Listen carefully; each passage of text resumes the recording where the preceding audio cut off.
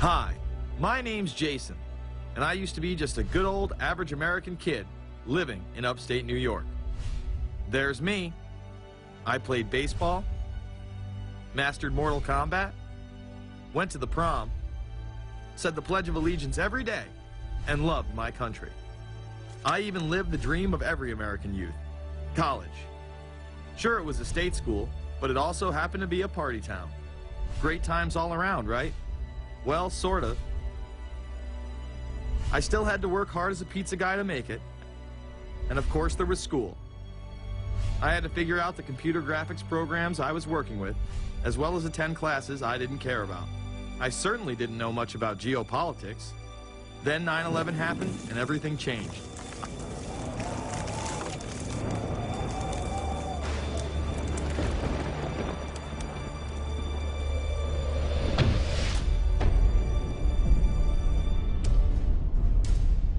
I was pissed. How dare the Muslim extremists massacre all those people? But was it all true? Prior to the invasion of Iraq, something didn't seem right. I then did a startling thing. I actually took a look at what happened that terrible September day. What I found horrified and angered me to such an extent that I took action.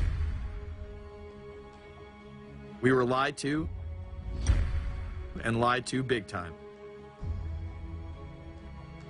Before I knew it, I went from a normal college student to the political guy at the party to one of the guys that brought you the first internet blockbuster, Loose Change. The film would not only change my life, but countless others as well. If you've ever seen Loose Change, the documentary about September 11th, conspiracy theorist documentary, it is riveting. Oh, like, yeah. you watch it, and by the end, not even the end, 10 minutes in, you're like... You got your car packed, your head... You're just like, oh my God, it's all true. So every place, there's questions coming from this documentary. And you don't have to believe everything in the documentary to still have questions come up. And you look back and you remember what you saw and what you were told, and now you have questions. We got the boogeyman out there. Wow. See, for many years it was communism, then it was the war on drugs, now it's the war on terror. All through our life, we've had to have a boogeyman. Loose Change took the truth about 9/11 into the mainstream with over 100 million views and allowed me to travel the country and even take on some of my detractors. The answer is no, they cannot. Jason, I think it's telling that every time you disagree with something, you call the people a liar. I'm not calling anybody a liar, sir. I'm calling you a liar because you are a liar. But if we were lied to about 9/11, then who was really behind it? A lot of people on the web were pointing towards the New World Order, but that was impossible. I mean, the Hulkster couldn't be involved, could he? Is the only way to go, and what you gonna do? So I set out to find out if the New World Order really existed. And if it did, what was it? Who was involved? And what were their goals? The very word secrecy is repugnant in a free and open society. And we are, as a people, inherently and historically opposed to secret societies, to secret oaths, and to secret proceedings. For we are opposed around the world by a monolithic and ruthless conspiracy. It is a system which has conscripted vast human and material resources into the building of a tightly knit, highly efficient machine. Its preparations are concealed, not published. Its mistakes are buried, not headlined. Its dissenters are silenced, not praised. No expenditure is questioned, no rumor is printed, no secret is revealed. Some cringe when they hear the term New World Order, despite all of these prominent people using it.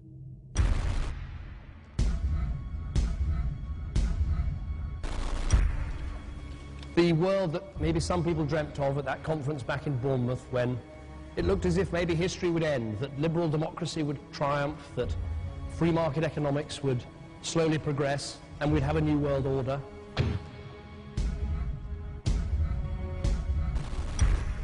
And together they helped to create, were the principal leaders in creating, a new world order and a winning strategy in the Cold War.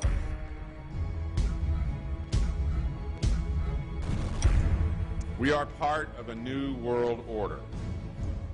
And as the recently departed Admiral William J. Crowe once said, it's long on new and it's short on order.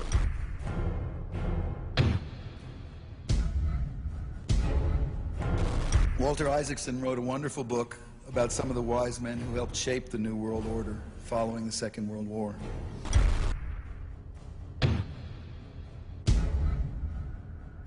As we devise a way forward in Iraq, I urge the international community to embrace its responsibility for creating that new world order. A new world order based upon collective action.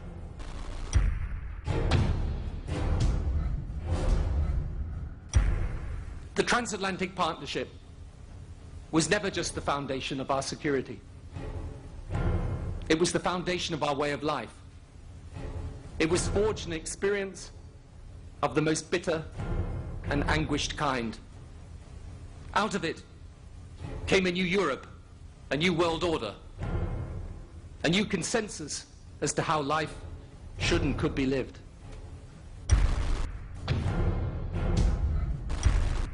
And just like that, it was gone. It was a new world order. That's what President George H. Bush said. Harvard historian Francis Fukuyama pronounced the end of history. In fact, when it is used, that person is often dismissed out of hand because of the perception that it is nothing more than a conspiracy theory. Actually, the idea of global governance and a one world order has been around for centuries, and the term New World Order has been used frequently in recent history. The New World Order means different things to different people, but to those who expect to be in control of it, it means the same thing. It means all the world under their control. They believe that somebody must rule. After all, people are too darn dumb to know how to rule themselves. They figured that that's their role. The first in-depth publication of note was Samuel Zane Batten's work, The New World Order, which was published in 1919.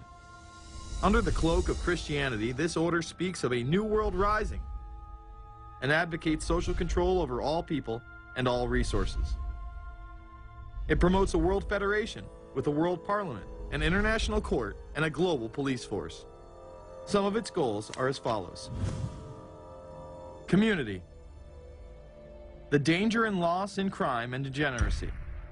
The determination to make community life safe, sanitary, wholesome, and moral. Industrial. The disappearance of class distinctions and the solidarity of all interests in the economic process. National. The conception of the nation's welfare as the supreme concern, with the policy that everything shall contribute to this end, and every person must do some useful work. International. The creation of an international mind, with a world consciousness and a world patriotism.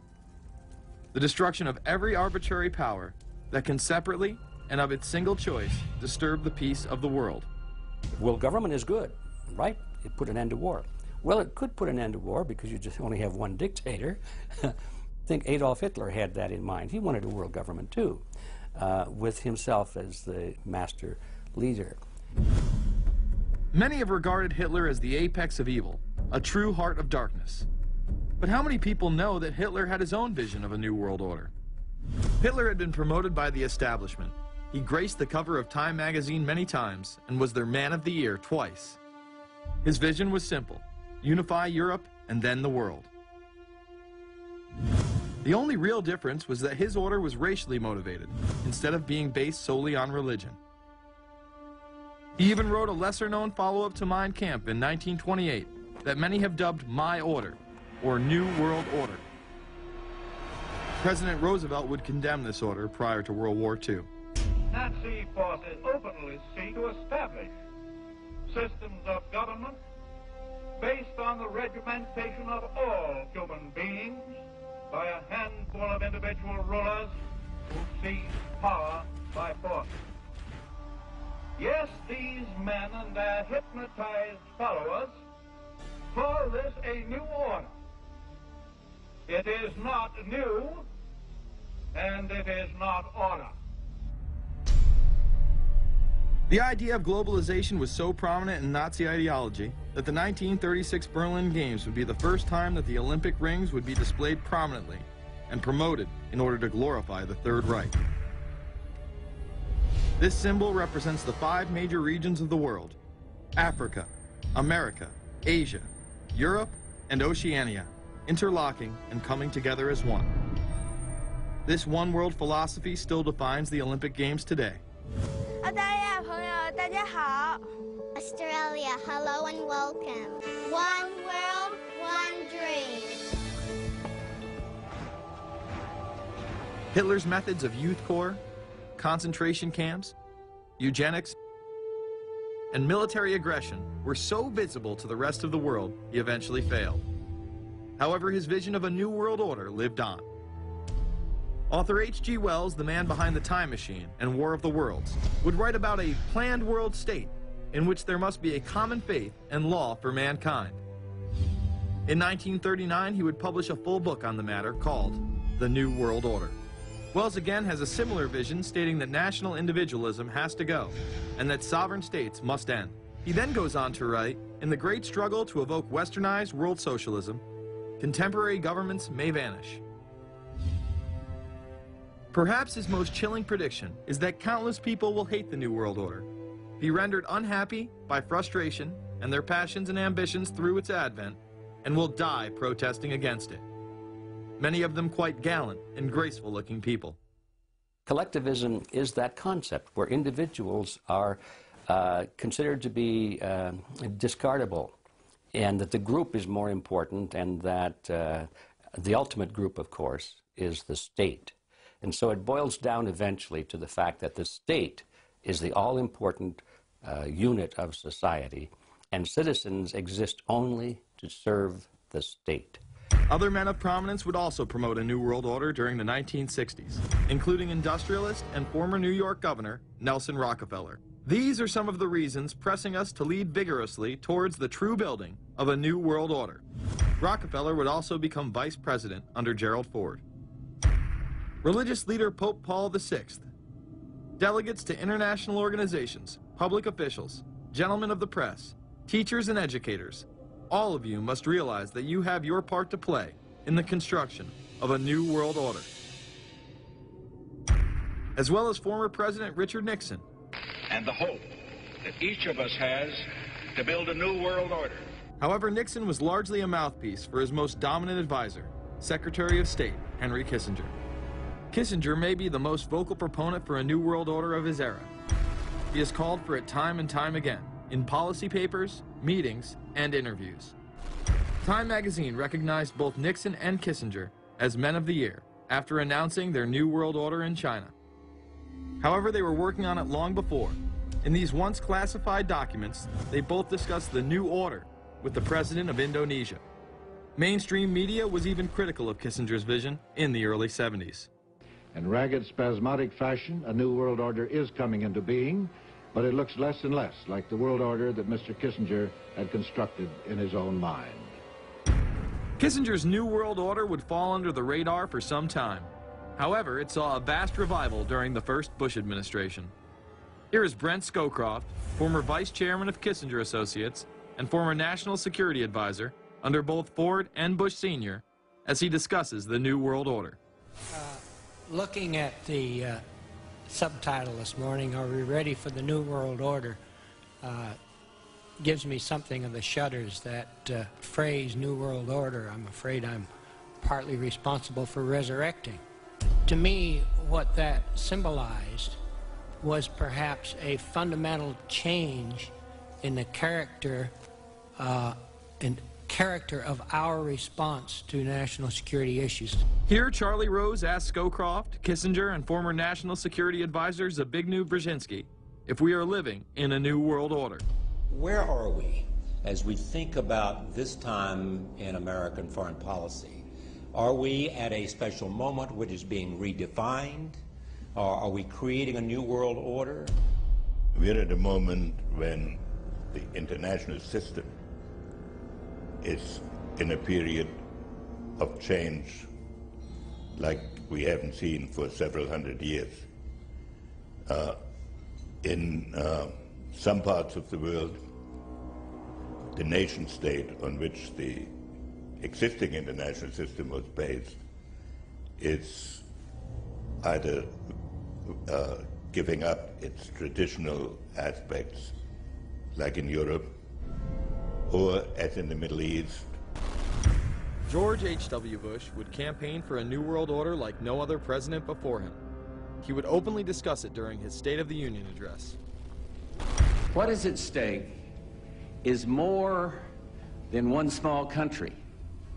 It is a big idea, a new world order, where diverse nations are drawn together in common cause to achieve the universal aspirations of mankind. Again, a unified Europe was a major goal in creating this order. With few exceptions, the world now stands as one. A year and a half ago, in Germany, I said that our goal was a Europe whole and free. Tonight, Germany is united. Europe has become whole and free. The world can therefore seize this opportunity to fulfill the long-held promise of a new world order. We can find meaning and reward by serving some higher purpose than ourselves. A shining purpose, the illumination of 1,000 points of light. Bush Sr. and his administration would tour and promote this agenda across the board at any given opportunity. The President has spoken often of a new world order.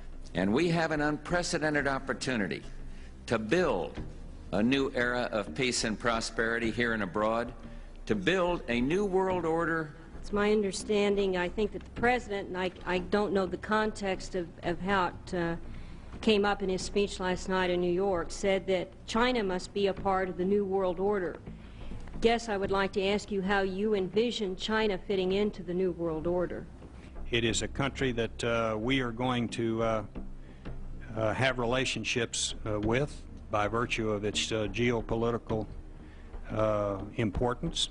American officials say breaking down regional and national barriers to the flow of goods and services would represent a spectacular benefit to economies around the world.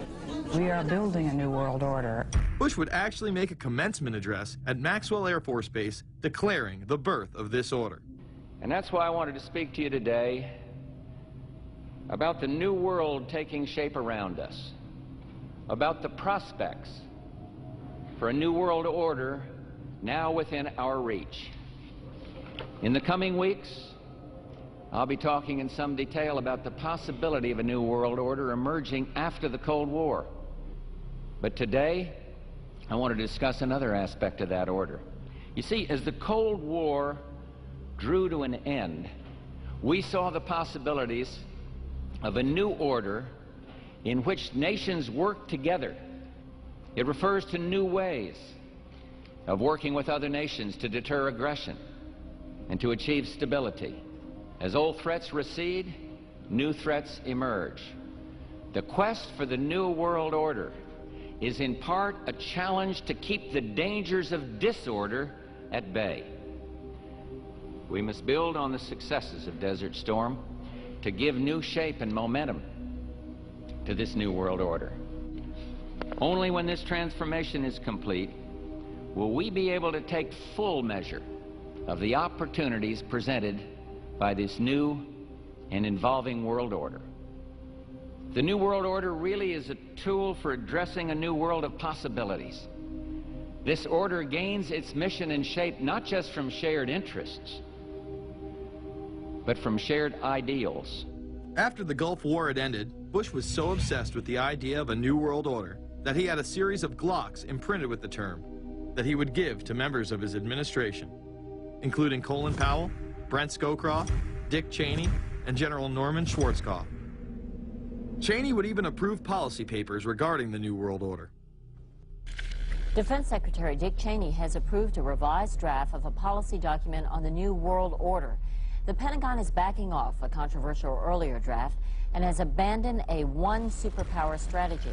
The final document puts more emphasis on international alliances and organizations. This would become an unprecedented time period for people all over the globe to discuss at length what the new world order meant to them. People within the media, Does anybody want to talk about the New World Order? Is there a New World Order out there, or is this a vision that exists in the... He does have his vision, there's no doubt about that. But does that exist in the president's mind, or does it exist out there in reality? This president sees this episode as the first test case, as the first example for the New World Order he is trying to organize. Some people have called it the New World Disorder, and there's a lot of truth to that.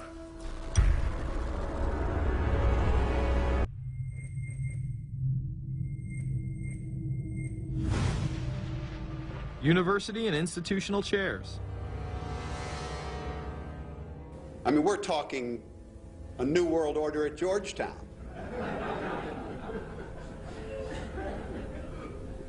And we'd like to be very much a part of it and continue to live. This is a world that is likely to be dominated in the near future, and perhaps longer, by the Gulf War and the New World Order, which is the buzzword of the moment.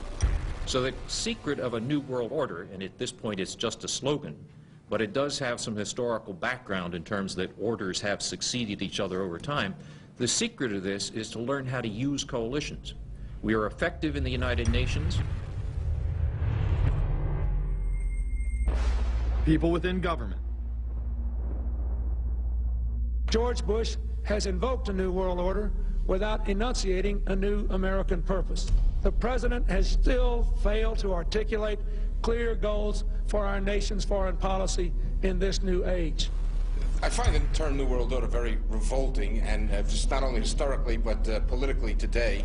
I think Harding is absolutely right, and the actions of the administration just after enunciation of the New World Order put the lie to the fact there is any real substance behind what they say as New World Order. The first act of the New World Order was A, to make war, and then B, was to sell arms all over again. Is there a New World Order? We know certainly that George Bush has copyrighted the term at this point. In the aftermath of this war, though, is it an empty vessel into which something will be poured? Is it the appropriate term to use? Is it going to be a New World Order, or will disorder be just as significant in this process as we look ahead? Let's start with Madeline. I think that we have, in fact, kind of had this term thrown at us, and many of us have not liked it, partially because of the previous historical connotation, and partially because I think it doesn't really deal with the way the world ought to be or is at the moment. But we are far from seeing a world order, and I'm not sure that it is in best U.S. interest to have a new world order in which we are the policeman. While many began to become critical of this order, the term began to evaporate into the background.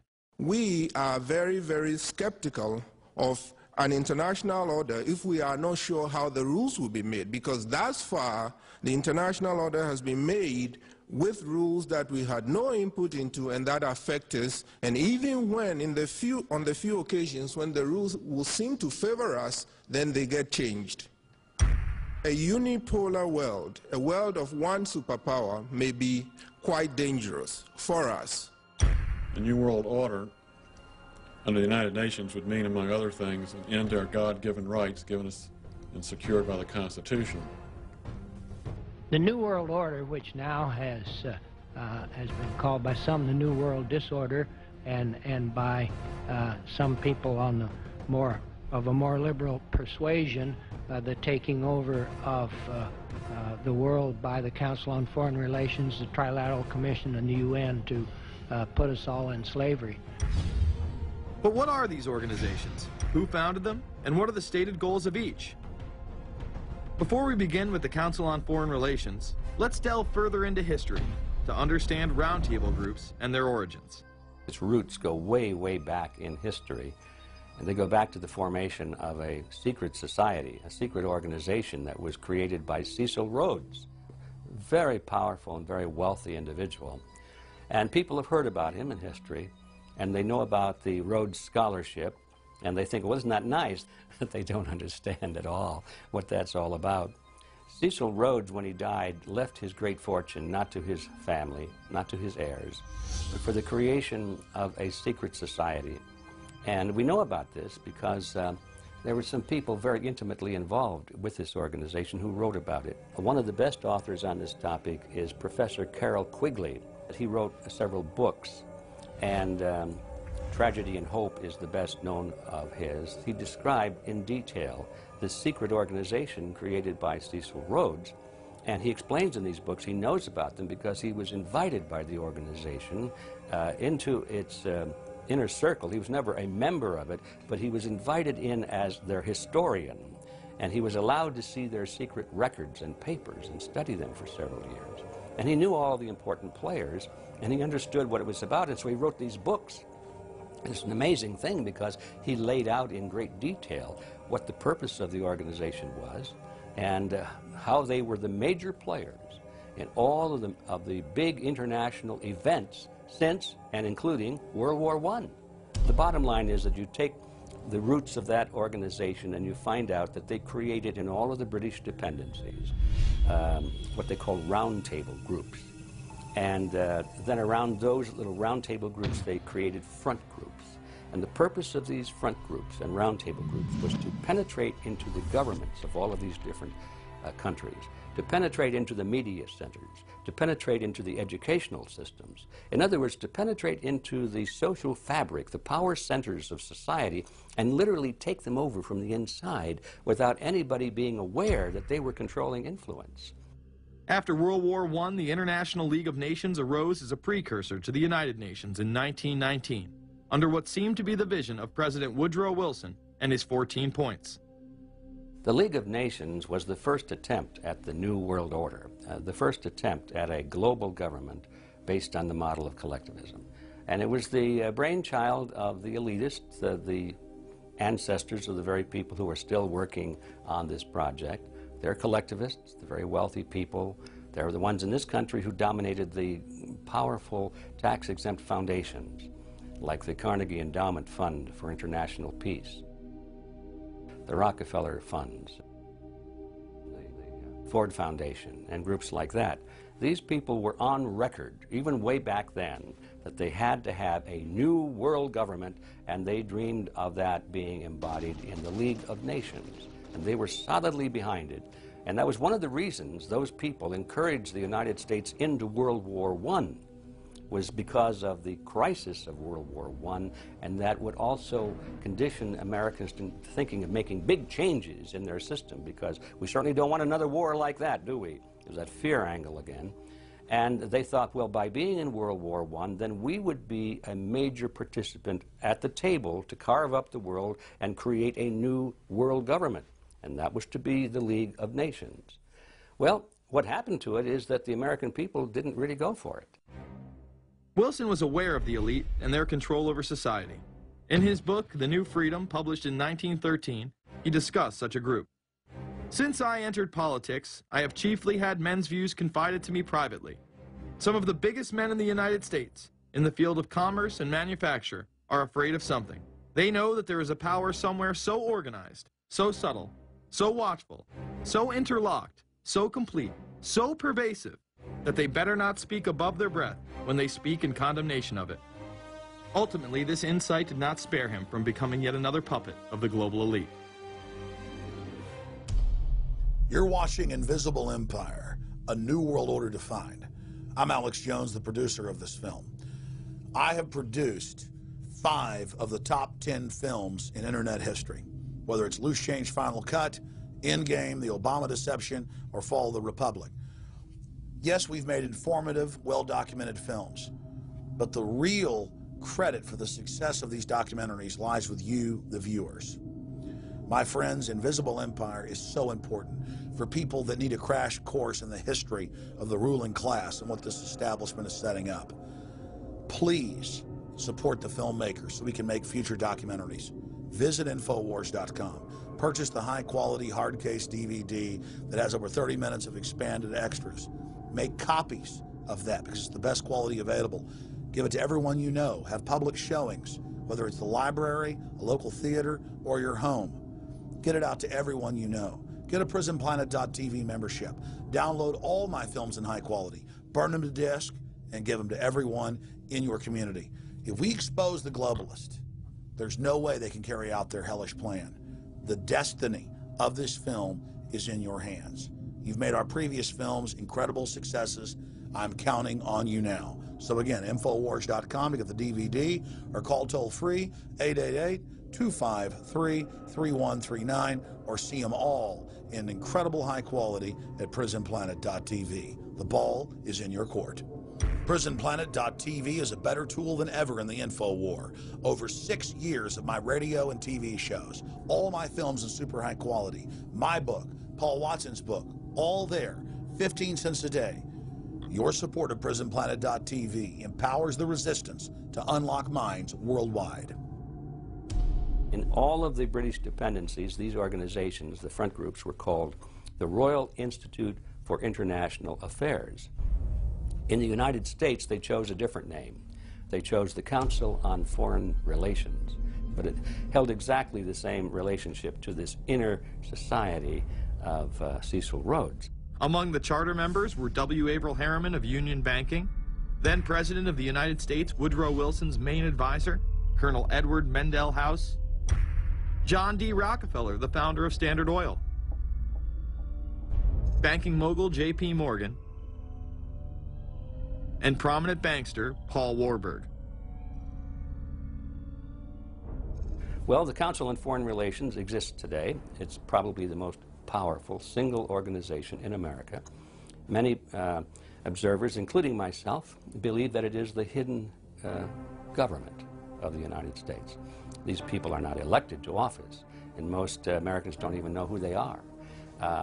But they are holding all of the important positions in society. There are only about 4,000 of them in the United States, but I don't care what organization you want to look at, whether it's government, or whether it's the universities, or the large media centers, or whatever it is. You look at the people at the tops of those organizations, the owners, the managers, the CEOs, the board of directors, and I'm going to say probably 80 to 90% of the great power centers of America are dominated by just those 4,000 people who are members of the Council on Foreign Relations.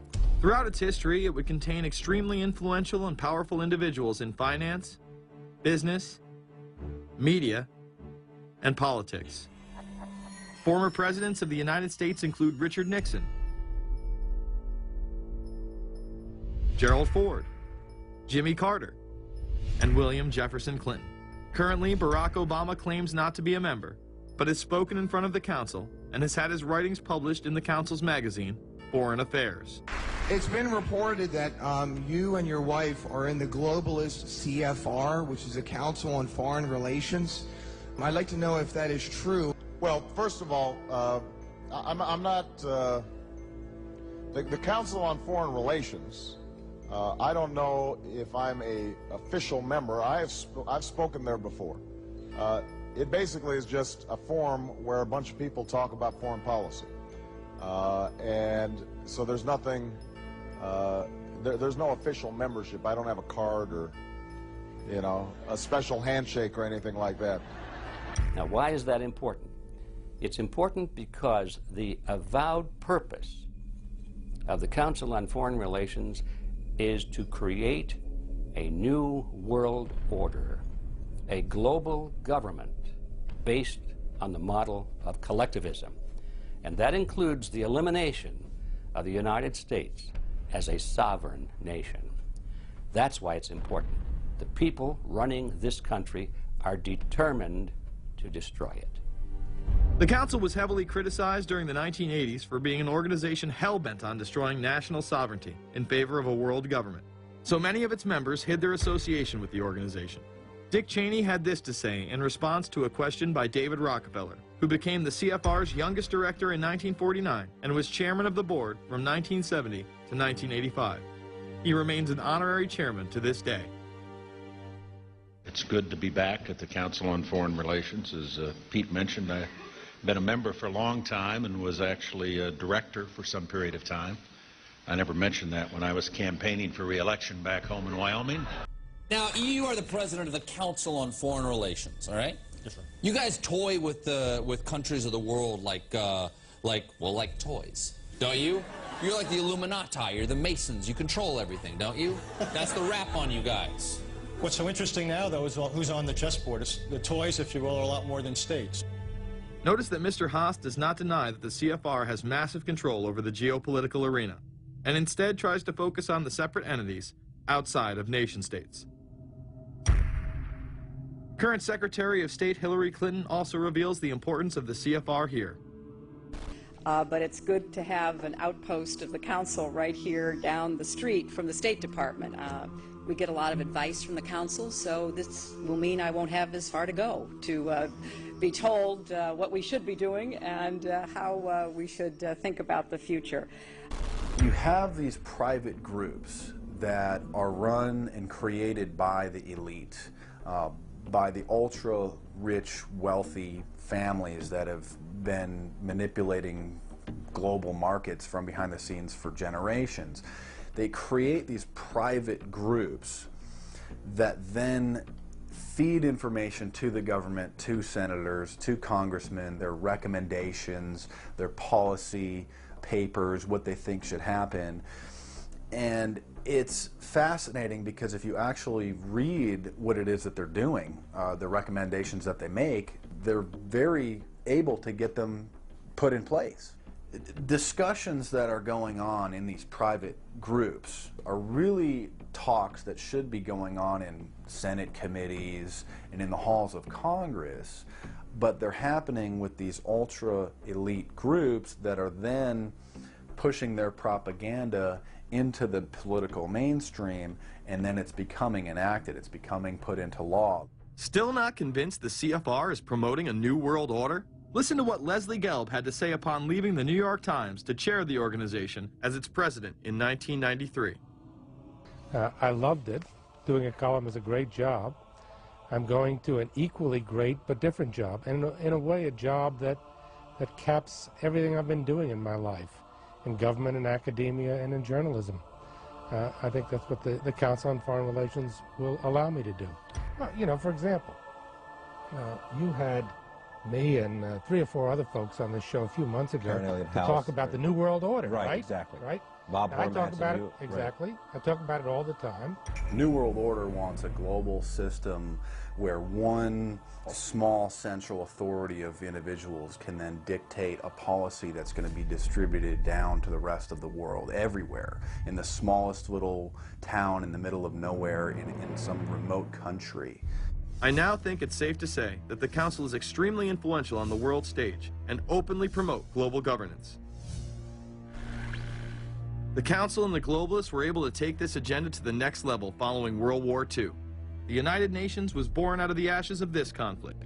Unlike the League of Nations, the United States not only joined this organization, they championed it. First book I wrote was The Fearful Master, a second look at the United Nations. It was written at a time when it was not popular to be critical of the UN.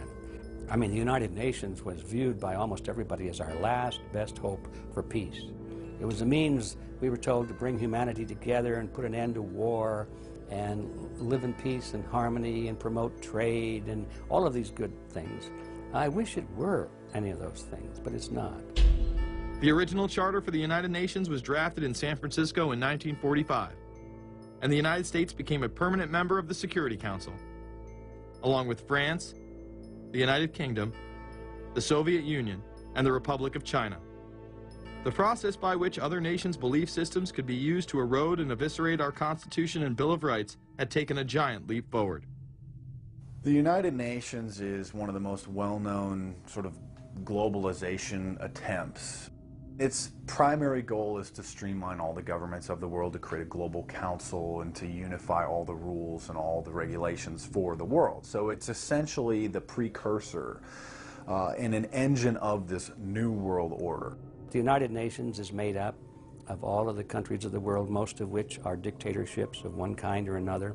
And you don't take a bunch of dictatorships and put them into a bag and shake it up and come out with a freedom-loving governmental unit. You come out with a global dictatorship. This was the public face of global governance. However, many other organizations have been birthed since. Even more suspect is a private group called the Trilateral Commission. David Rockefeller and Henry Kissinger are among its some 300 influential members. The Trilateral Commission, rich and powerful business and political leaders from Japan, Europe, and North America. The New York-based policy group was formed in 1973 by Chase Manhattan Bank Chairman David Rockefeller. In addition to Rockefeller, there are many other noted American members. Among them, economist Alan Greenspan, former Defense Secretary Harold Brown. George Bush was once a member but resigned last year before his unsuccessful presidential campaign. Back then, it wasn't politically wise to be aligned with what his party's right wing considered a shadow world government. The United Nations would take over America. The Trilateral Commission would control the world. Just look at its membership, they say. Current and former members include Presidents Clinton, Bush, and Carter. Names like Brzezinski, Christopher, Kissinger, and Schultz. And top executives of ITT, Xerox, Exxon, and Nations Bank. Although this group with only 300 members seems to be at the apex of the power structure, there is yet another group formed in 1954 that is even smaller in number and has a greater influence on world events. Meet the Bilderberg Group. This elite group meet annually around the globe. There is a core group of members who have attended every year for decades, such as David Rockefeller, Henry Kissinger, and Queen Beatrix of the Netherlands. These members invite others who are politically and socially relevant at the time. Each year, around 140 people are in attendance. Real quick, I asked Hillary this question. In 2004, you attended a meeting in Italy called the Bilderberg Group. I just want to know what you were doing out there, what that was all about. If she lied to me and told me she didn't go, I figured you might tell me the truth. All I did was go. They had a Republican and a Democrat. I gave like a 20-minute talk on the presidential election. Did it have anything to do with being John Kerry's running mate? Did you talk about that at all? No, because I wasn't his running mate. Okay. I happened to be in Europe then on my way to Russia. I was invited to go to Bilderberg by Vernon Jordan, a friend of mine and a genuine hero of the civil rights movement. And to the best of my knowledge, NAFTA was not discussed by anybody in my presence. Documents released by the group in 2001 reveal that in September of 1955, the group met in Germany and covertly outlined the idea of a European Union. Section E, European Unity, discusses the general support for European integration and unification, and the idea to unify Germany once again with the rest of Europe under a common marketplace. Belgian Viscount and current Bilderberg chairman Etienne Davignon told the EU Observer in 2009 that the next Bilderberg meeting could improve understanding on future action in the same way it helped create the euro in the 1990s. This illustrates the patience, vision, and reach of this organization. It was able to promote and establish both a European Union and a European currency over the course of just under 40 years, incrementally. One of the things that the elitists discussed back at the turn of the century when they were talking about how do you convert the United States into a collectivist system was the fact that you can't do it quickly. You have to let people get used to it incrementally, because any major change would be rejected. The 1957 Conference of Rome, where the Common Market Treaty, providing for free trade in all products, was at last signed. 6 nations, France, Germany, Italy, Belgium, Holland, and Luxembourg, agreed to remove all mutual barriers to trade within 12 to 15 years, the embryo of a political union which they proclaimed to be their ultimate objective. In that fashion, it's possible for people to get used to this process and even to think it's a good thing. People will accept the gradual growth of government, the gradual loss of their purchasing power. They'll accept almost anything if it's done gradually, and we have to be very alert to that. 2008 and 2009 attendees include World Bank President Robert Zoellick, Treasury Secretary Timothy Geithner, former head of British Secret Intelligence Richard Dearlove, Donald Graham, CEO of the Washington Post, CNN host and author of The Post-American World, Fareed Zakaria, and many other giants of business, politics, and media. You just came back from meeting with the Bilderberg Group. The Bilderberg Group are, you know, when people who are conspiracy theory people, they send me mail, it's usually about the Bilderberg Group. And I get these books on my front door, which I'm uncomfortable with, and it's all about the Bilderberg, like they're the modern day Illuminati. Are you a member of the Bilderberg Group? I don't think we're supposed to talk about this. Many have identified them as the kingmakers, the puppet masters that pull the strings behind the scenes. Perhaps there is no better example of this than what occurred during the 2008 conference. Immediately after Obama had been selected as the Democratic presidential nominee, the pressure was on to choose a running mate. We've put together a committee. We are going to be equally deliberative in how we move forward, and we're not going to do it in the press, and we're not going to do it through surrogates. He then tricked the press corps into staying on the plane as it took off from Washington. He was whisked away to an undisclosed location. Obama was supposed to fly home. He'd been here in Virginia. He was supposed to fly home out of Dulles, as you know, outside Washington, D.C. The press corps was waiting for him on the plane, and the pilot announced that they were leaving, and Barack Obama was not on the plane. Presumptive nominees in the past has always been that they have at least a press pool with them at all times. Is there a reason why we didn't go with him in the motorcade all the way? This is what we're out here for. Now we're on this plane with no candidate. Again, you know, look, I understand.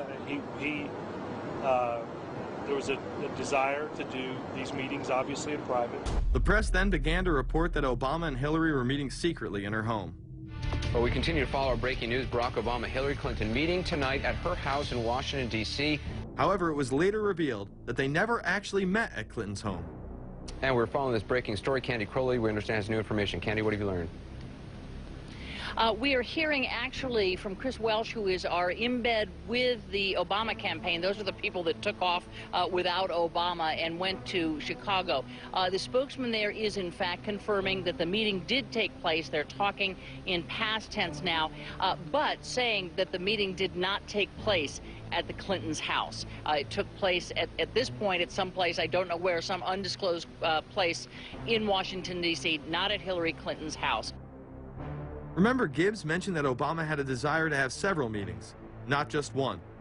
Is there more than one meeting? Is there more than one person with whom you... I'm not going to get into all the details of the meetings. I don't know that I've got a ton more different answers for all of your questions.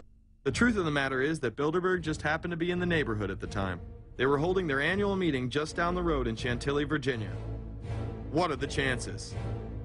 What's interesting and dangerous about the New World Order is that it's not a natural progressing idea. It's just not civilization naturally evolving and organizing into this system. It's the group of extremely powerful people that are manipulating the system to get it to this status from behind the scenes without anybody's knowledge. You have to ask yourself, if there isn't an agenda going on to keep those organizations quiet and to keep them out of the news, to keep the discussions about them behind closed doors, then why is it that these supposed experts on the left and on the right never talk about them? This has been a condensed history of the globalist organizations and their rise to power. But is there a reason they meet behind closed doors? A shadow world government has been mentioned, but to truly understand what that means, let's go back to this iconic warning from President Dwight D. Eisenhower. Progress toward these noble goals is persistently threatened by the conflict now engulfing the world. It commands our whole attention, absorbs our very beings. We face a hostile ideology, global in scope, atheistic in character, ruthless in purpose, and insidious in method. Unhappily, the danger it poses promises to be of indefinite duration.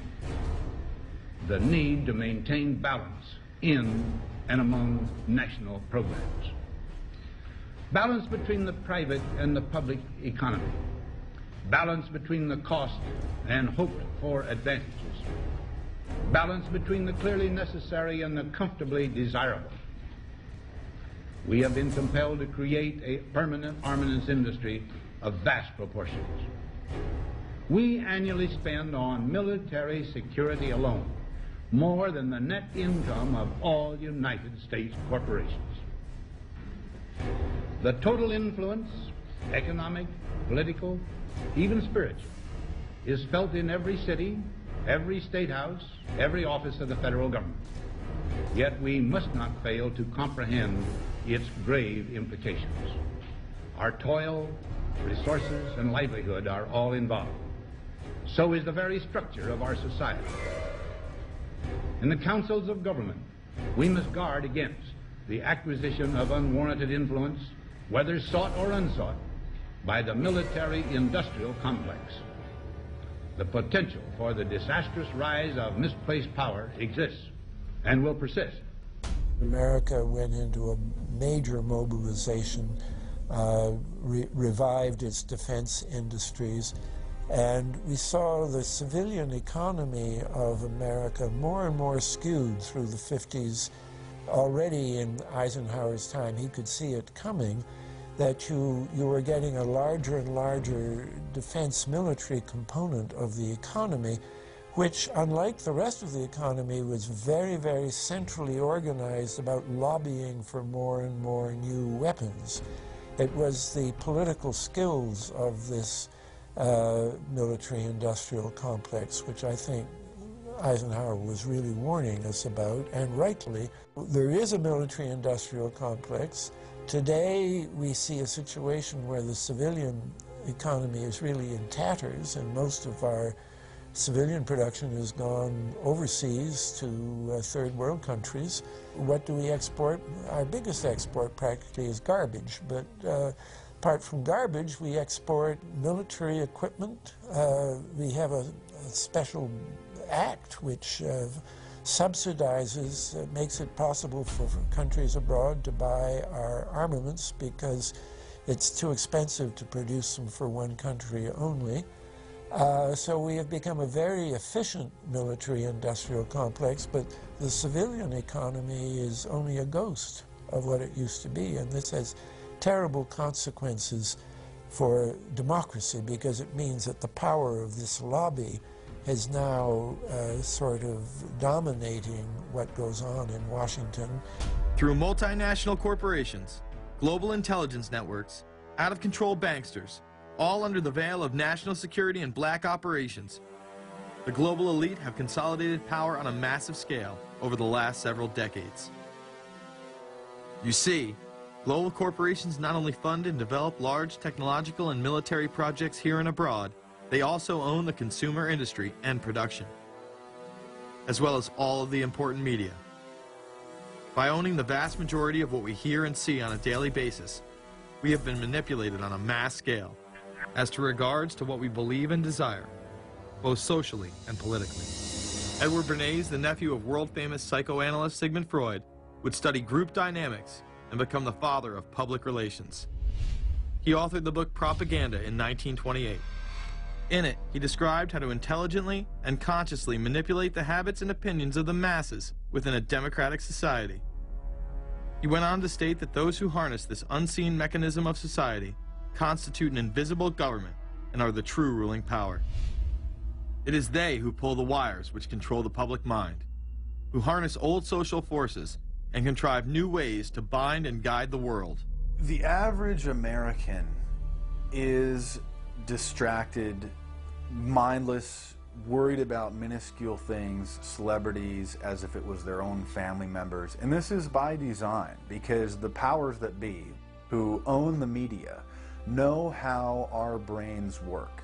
They know scientifically how the human mind functions. They know about sociology, and they are using the media, and have used the media for decades now, to entertain people with issues that don't really matter. When you have the big news networks covering celebrity issues as if it's the most important thing, it becomes the most important thing. And this is not by accident. This is to keep us out of the way. Because if you're worried about the latest celebrity death, or the latest celebrity couple, or the celebrity breakup, or your sports team having a shot at the Super Bowl or the World Series, there's so much information about those issues that can be discussed that will mesmerize people, and they won't know or care about the real issues that are out there. Well, I think this is just one more piece of evidence of the degree to which the media, supposedly the watchdogs, has become the gatekeeper of the system. Mainstream media are, first of all, nearly all of them corporations, nearly all of them now publicly held, part of the whole Wall Street financial system that they're supposed to report about objectively, but they can't. They, right now, in October of 2009, they are celebrating the recovery of the biggest banks in New York and saying that the recession is over. Of course, there are a few problems, like foreclosures are going on, unemployment is rising. All of this is affecting the American people, but it's not affecting the financial elite who also control the media. Bernays successfully identified the invisible empire which controlled the minds of men. So as the populace is mesmerized and hypnotized by powerful behind-the-scenes forces, as they are distracted by the latest celebrity scandal, the newest cell phone, and their favorite sports team, this network disguises itself, remaining in the shadows. Despite the elite utilizing Bernays' methods, in conjunction with the military-industrial complex they had erected, a modern arm of this organization was exposed in what came to be known as the Iran-Contra scandal. Essentially, black operations were not only caught dealing arms illegally and supporting South American dictators, but also smuggling drugs into the United States. Iran-Contra was really the merging of two different programs. The first one was support for the Contras, who were, let's face it, a force of terrorists in Nicaragua trying to overthrow the Sandinista government. They were being secretly supported by the CIA, and at the bottom of the whole thing was drugs. Iran-Contra was openly exposed by massive network coverage. How was it that in 3 years, a network Washington set up to run arms to the Contras wound up running cocaine into this country for the most vicious drug cartel in the world? At the same time, we were supposed to be fighting a war against drugs. But by the same token, I also smuggled my share of weapons in exchange for those illegal substances, with the full knowledge and assistance of both the DEA and CIA. Betzner says that in 1983 he flew weapons from Florida to El Salvador and drugs from Colombia to the Bahamas on the way back. In 1984, he says, he flew twice from Florida to Costa Rica and back. We could bring back our own cargo, and they would arrange it, or we could bring back their cargo without ever having to worry about interception, arrest, anything like this, that everything was taken care of. What kind of cargo were you talking about? Drugs. Tolliver says he had 2 meetings with this man, CIA veteran Rafael Quintero. Then in March of 1986, he says he flew 14 tons of weapons down to Honduras, to this Contra resupply base set up by the CIA. We take off from Tegucigalpa, Honduras, and we leave. To? South Florida. Where in South Florida? We landed at Homestead. Homestead? Air Force Base.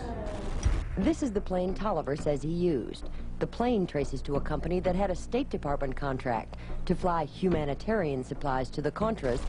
In addition to that, 3 dozen sources confirm the basic scheme. We can now report that long before that operation began, there was another operation to provide guns for the Contras, which was also against the law. In this operation, Americans and Israelis provided arms to the Contras, and then the same network smuggled drugs into the United States.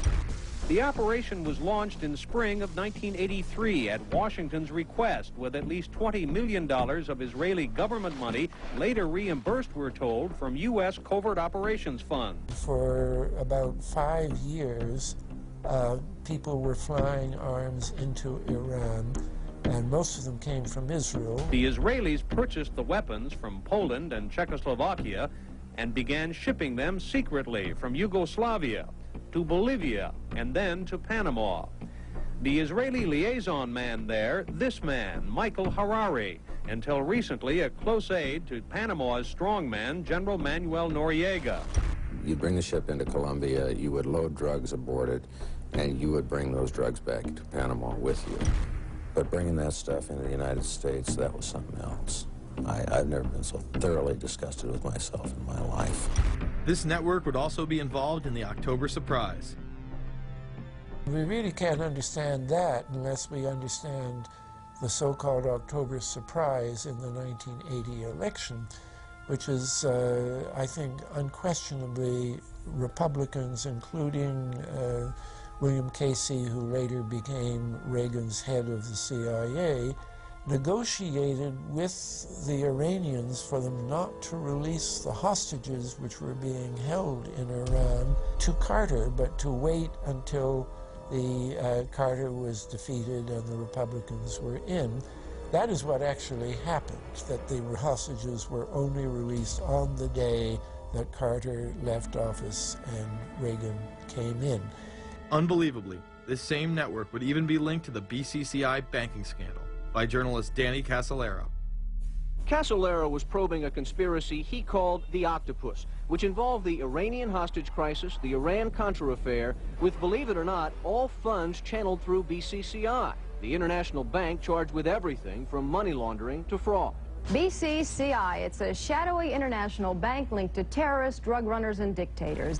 Little was known about BCCI until 6 of its top officers were arrested in Tampa in October of 1988 on charges of laundering drug money for Colombian cocaine bosses. The BCCI men were convicted, and the bank itself pleaded guilty.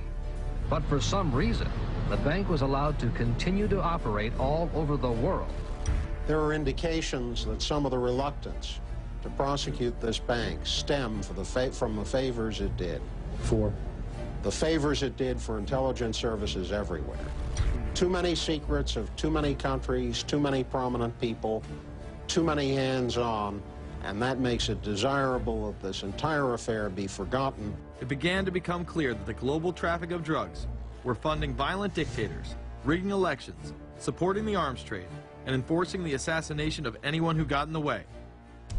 Casolaro was found dead for his efforts in exposing this network. His death, of course, ruled a suicide. He was meeting a source in West Virginia. He was about to discover all. Instead, his body was discovered in a hotel room with 12 slashes in his wrist, but when the local authorities ruled it suicide, the family said, no way. The housekeeper had taken calls threatening his life. And I pick it up telephone, I say hello, and he say to me, you son of a bitch, you's dead. Casolaro would not be the only person involved in the scandal to wind up in a casket. Meet Barry Seal. At first, the media portrayed Seal as a drug dealer gone good, who was assassinated by the Colombian mafia. Authorities believe last night's machine gun killing of top drug informant Barry Seal was ordered by drug bosses in Medellin, Colombia, who sent 5 men to Baton Rouge to kill Seal. Sam Dalton was the lawyer that represented the Colombian hitmen convicted of his assassination. We were trying to subpoena the CIA because we felt like they had documents, exhibits, and evidence that would indicate complicity in Seal's assassination. When they were able to gain access of Barry Seal's trunk the night of the murder, the personal phone number of none other than George H.W. Bush was present. Louis Unglesby, the former attorney for Mr. Seal, also confirms that he once called the office of the vice president after Seal had given him the number. You see, the Black Ops drug smuggling operation had not yet been exposed, and intelligence couldn't take any chances. It was later revealed that Seal was involved in smuggling cocaine into Mena, Arkansas, while Bill Clinton sat as governor. 1983, Ronald Reagan was president, Bill Clinton was governor. And little Mena, Arkansas, changed from a quiet town to a center for drug smuggling and reported Contra support activity. In the middle of it all, this man, admitted dope smuggler Barry Seal. Arkansas State Trooper Russell Welch investigated Seal's organization. Each trip would have 250 to 350 pounds of cocaine. According to the London Telegraph, Arkansas State Trooper Larry Patterson testified under oath that he and his officers discussed repeatedly in Clinton's presence the large quantities of drugs being flown into Mena Airport, large quantities of money, large quantities of guns. Hot Springs police officers would also record Roger Clinton, Bill's brother, during a cocaine transaction stating, "Gotta get some for my brother. He's got a nose like a vacuum cleaner." There was also a large amount of money laundering going on in Mena. Former IRS agent William Duncan traced some of Seal's drug profits laundered through Mena banks. We had direct testimony from people who were involved in the money laundering operation. We had testimony from people at banks who observed the transactions. What happened when you tried to make this case before a grand jury? I was never asked to present the evidence to a grand jury, ever. This very same network used BCCI to fund the Afghani rebels. The deputy director of the CIA, Richard Kerr, said late today that the CIA did use the Bank of Credit and Commerce International, BCCI, to support CIA activities overseas. Most people still believe that the Soviets had maliciously invaded Afghanistan in order to spread their communist agenda. The Al-Qaeda was essentially a kind of a byproduct of Brzezinski's campaign to embarrass the Soviet Union in Afghanistan. They weren't in Afghanistan at that time. Brzezinski boasted later that he was responsible for drawing them into Afghanistan. And he did this extraordinary interview with Le Nouvel Observateur in France, and they said, but aren't you worried that you've created this whole new force of Al-Qaeda? And he said, oh, what's more important, a few crazed Islamists or the fall of the Berlin Wall? And they said, but you know, is there no danger? Aren't they dangerous? And he said, nonsense. He said all this in 1998. So I knew Brzezinski at McGill University. We were students together and took very small classes together. And in some ways he's bright, and in some ways he's kind of nuts. And he had the kind of nuttiness that made him attractive to the Rockefellers. Bin Laden and his network were actually funded by BCCI through U.S. covert operations. Well, the reason I bring it up, if you've ever heard any of our call-in shows, you know that we have people that think about the conspiracy theories of people like you. You would be a poster child for these people because you have served on the board of the Council on Foreign Relations. You helped start the Trilateral Commission, and you've been to the Bilderberger group. Are people too close in this world, people in business, too close to the governments? Well, you know, there is such a thing as insidious influence. And the question is, how does it operate? Does it involve bribery? And does it involve some sort of psychological domination of individuals? I don't believe in this notion of some sort of secret societies controlling people. But of course, in any political system, there are sort of over-the-table and under-the-table arrangements. Arrangements that involved ruthless, illegal, and immoral activities in order to dominate humanity. Despite all of the evidence that has just been presented, this network would fall down the memory hole, even though 14 convictions were made in the Iran-Contra scandal. The continued cover-up would be made possible by George H.W. Bush. These documents that came forward in the North trial clearly reveal the involvement of the Vice President to a greater degree, I think, than he has acknowledged heretofore. This, of course, did not stop him from pardoning those involved during the twilight of his presidency. Some new reverberations today to President Bush's Christmas Eve surprise, the pardoning of former Defense Secretary Caspar Weinberger and several others in connection with the Iran-Contra allegations. Well, now the special prosecutor says it's the president who needs to explain some things. The real issue is why the notes weren't produced 5 years ago when the congressional investigation and the independent counsel's investigation had requested them. Because high-level political officials scrambled to limit the investigation and establish plausible deniability for the upper echelons of the network, including Bush himself. So who is this guy, and how did he come to power?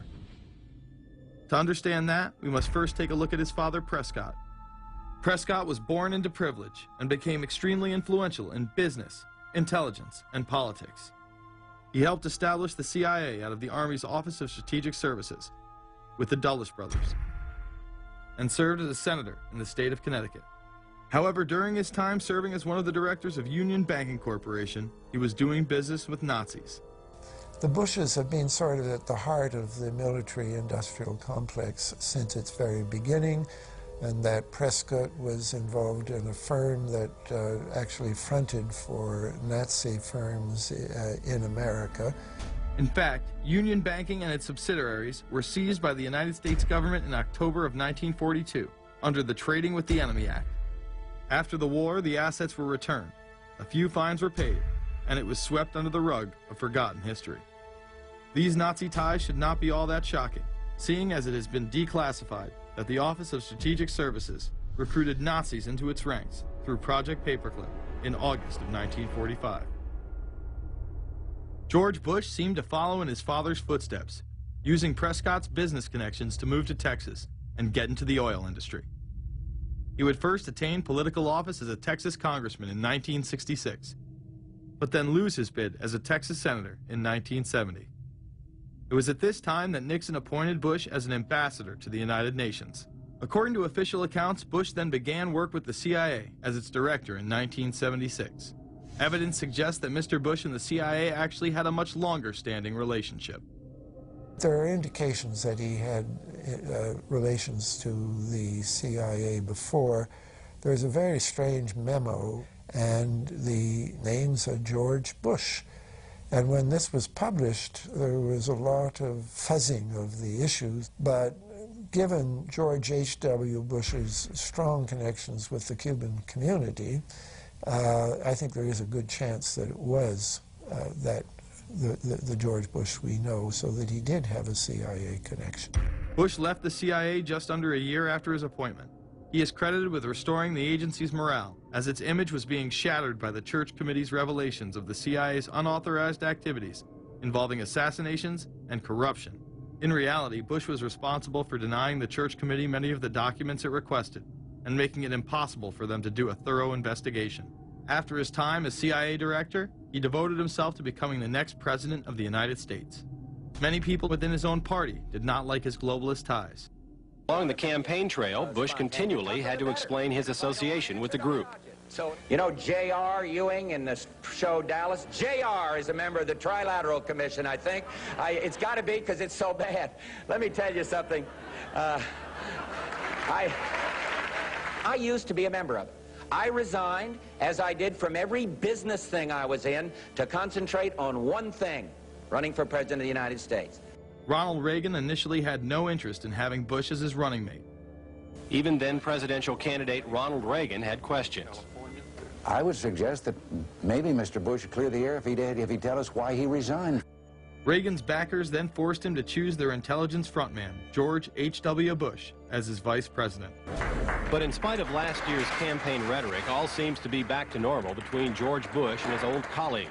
And President Reagan, who is relying on many of these powerful business leaders to make his economic package work, will host commission representatives at the White House Monday. After Reagan's election, there was an attempt on his life, just 69 days into office. Astoundingly, Bush would again be connected. Well, just who is John Hinckley, Jr.? When he left this neighborhood 8 years ago, he was, by all accounts, well-liked and seemingly normal. This donut shop near the motel was visited by Hinckley, who reportedly waited for a phone call here each day, even though he had a phone in his motel room. The nature of the calls is not known. A touch of irony. The young man walking with the elder Hinckley is 30-year-old Scott Hinckley, John Jr.'s brother. He and Vice President Bush's son, Neil, are friends. They had planned to have dinner together in Denver tonight. The plans have been canceled. We were told Hinckley was a madman acting alone. If that was the case, why was he making phone calls from a payphone down the road instead of his hotel room? Why was the would-be assassin's brother a family friend of the man who stood to gain the presidency? While Reagan led the nation in the public eye, Bush exploited his power through the largely unknown Continuity of Government Directive. In the United States federal government, there is a super-secret agency which controls this shadow government. The National Program Office allowed Bush and his network to attain executive emergency powers. Ronald Reagan authorized the National Program Office when he signed a top-secret directive in 1982. Oliver North was one of the key officers responsible for the program's startup. Under the NPO's direction, 4 agencies were charged with execution of the Doomsday Plan: the CIA, the Departments of State and Defense, and the Federal Emergency Management Agency. An effort was being made to consolidate continuity of government programs across several major departments of the government under one office. After 8 years of secret wars, covertly sponsored revolution and assassination had advanced globalist interests and allowed Bush to achieve his lifelong dream by becoming the 43rd President of the United States. The fall of the Soviet Union left the United States as the sole superpower in the world. The Wolfowitz Doctrine stated, "We must maintain the mechanism for deterring potential competitors from even aspiring to a larger regional or global role." The New World Order was on display with the first Gulf War and the creation of a European Union.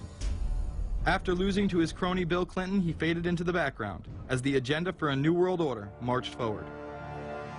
After 1989, President Bush said, and it's a phrase that I often use myself, that we needed a New World Order. We have just exposed many of the globalist operations, including drug dealing, funding terror, dealing arms, and taking over the United States government by stealth. Whenever these agendas were threatened, those who opposed them ended up dead.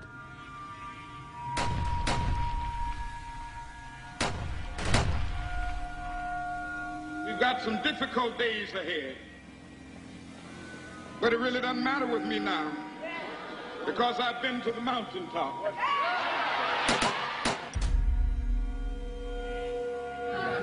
My thanks to all of you, and now it's on to Chicago, and let's win there. Thank you very much. Gave a paper about all three of the big assassinations in the 60s, which was John F. Kennedy, Bobby Kennedy, and Martin Luther King. And there are certain common denominators. I call these events deep events. We've become accustomed to the idea that every now and then something is going to happen, and we just know from the beginning we're not going to get to the bottom of it. And the more they happen, the more reconciled we've become to this state of affairs. In 1978, the House Select Committee on Assassinations could not ignore there was a conspiracy in regards to the assassination of John F. Kennedy and Martin Luther King Jr. Good evening.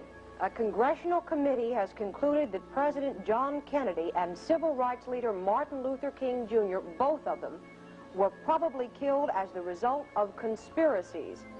The House Assassinations Committee wound up its 2-year study by recommending that the Justice Department look into both cases. In the assassination of Dr. Martin Luther King, the committee concluded the likelihood of conspiracy. The committee's summary of findings says President Kennedy was probably assassinated as a result of a conspiracy, that its evidence establishes a high probability that 2 gunmen fired at the motorcade.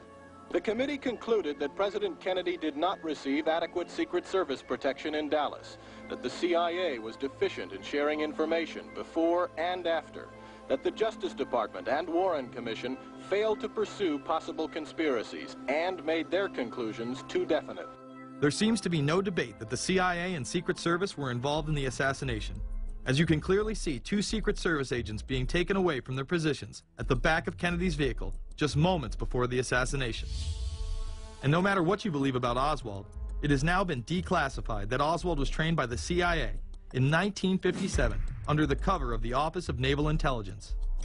These political assassinations continue to this day.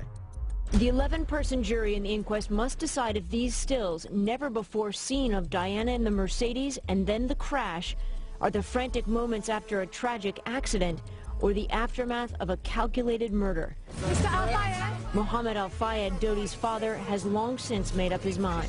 I believe that my son and Princess Diana have been murdered by the royal family. He claims Diana was pregnant and about to announce her engagement to his son, an embarrassment so great, he says, that Prince Philip commissioned British Secret Service to kill the couple. Assassination is an option when the ruling class can identify an enemy who cannot be compromised. But how do they bend the population's will to do their bidding? Well, the false flag operation is one in which the attacker carries the flag of someone else. It's usually a military operation, and the purpose, of course, is to create the impression that the attacker is someone else. They want to create negative public opinion against the nation whose flag was being used. Or they may even not use a flag at all. This sort of thing is done all the time, and it's certainly not unique in history. I think we've been seeing a lot of it lately. Americans are easily motivated by false flag operations, and I think it's inevitable that we will see false flag operations in the near future. It is used in order to seize power at an accelerated pace. A very well documented modern example of this is the Tonkin Gulf incident. There were two sets of Tonkin Gulf incidents. The first one on August 2nd were real but trivial. The second on August 4th, 2 days later, were the ones to which we actually sent planes off in retaliation and were, in theory, much bigger, a torpedo attack on a U.S. destroyer. But in fact, it never happened. When McNamara visited Vietnam, he confirmed the Tonkin Gulf incident never occurred, and once again, we were lied into war. To this day, I don't know what happened on August 2nd and August 4th, 1964 in the Tonkin Gulf. The general provided the answer, saying his Navy attacked the Maddox on August 2nd. But on the 4th, nothing happened. There was absolutely nothing, he said. We know for a fact now that NSA and CIA both falsified their reports up to Johnson on that day to make it look as if there had been an attack. Upon the fall of communism, a new threat had to be established in order to maintain their military-industrial complex and keep the people in fear of invisible enemies. More modern examples of this have been used not only to start conflicts abroad, but to instill fear in large populations in order to demonize groups and further erode civil liberties. The majority of people still believe that Timothy McVeigh was a right-wing extremist who bombed the Oklahoma City building with a Ryder truck because he was upset with the government. People close to the event told a very different story. A local congressman believes that convicted bomber Timothy McVeigh and his accused co-conspirator Terry Nichols are not the only ones involved. The Oklahoma State Representative Charles Key produced a videotape featuring witnesses who claim to have seen Timothy McVeigh with another man the morning of the bombing. He was wearing a ball cap. Timothy McVeigh had his on backwards, which just like this. It was on his head. The other gentleman had his on like this. In fact, the FBI had actively pursued John Doe No. 2 in its initial investigation, then denied his existence altogether. There were also multiple reports that explosives were found inside the Murrah building. The Justice Department is reporting that a second explosive device has been found in the AP Murrah building in downtown Oklahoma City. Mike, you're still with us, aren't you? Yes, I am, and I might tell you in addition to that that in fact what we were told at the scene a few minutes ago was that in fact 2 different explosive devices were found in addition to the one that went off. The second explosive was found and defused. The third explosive that was found, and they are working on right now as we speak, I understand, both the second and third explosives, if you can imagine this, were larger than the first. Bomb squads were actually caught on video pulling into the building to retrieve these devices.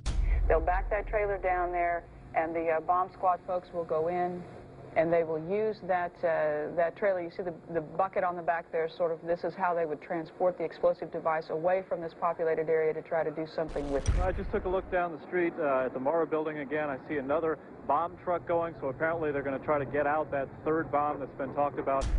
This was even confirmed by the governor at the time, Frank Keating.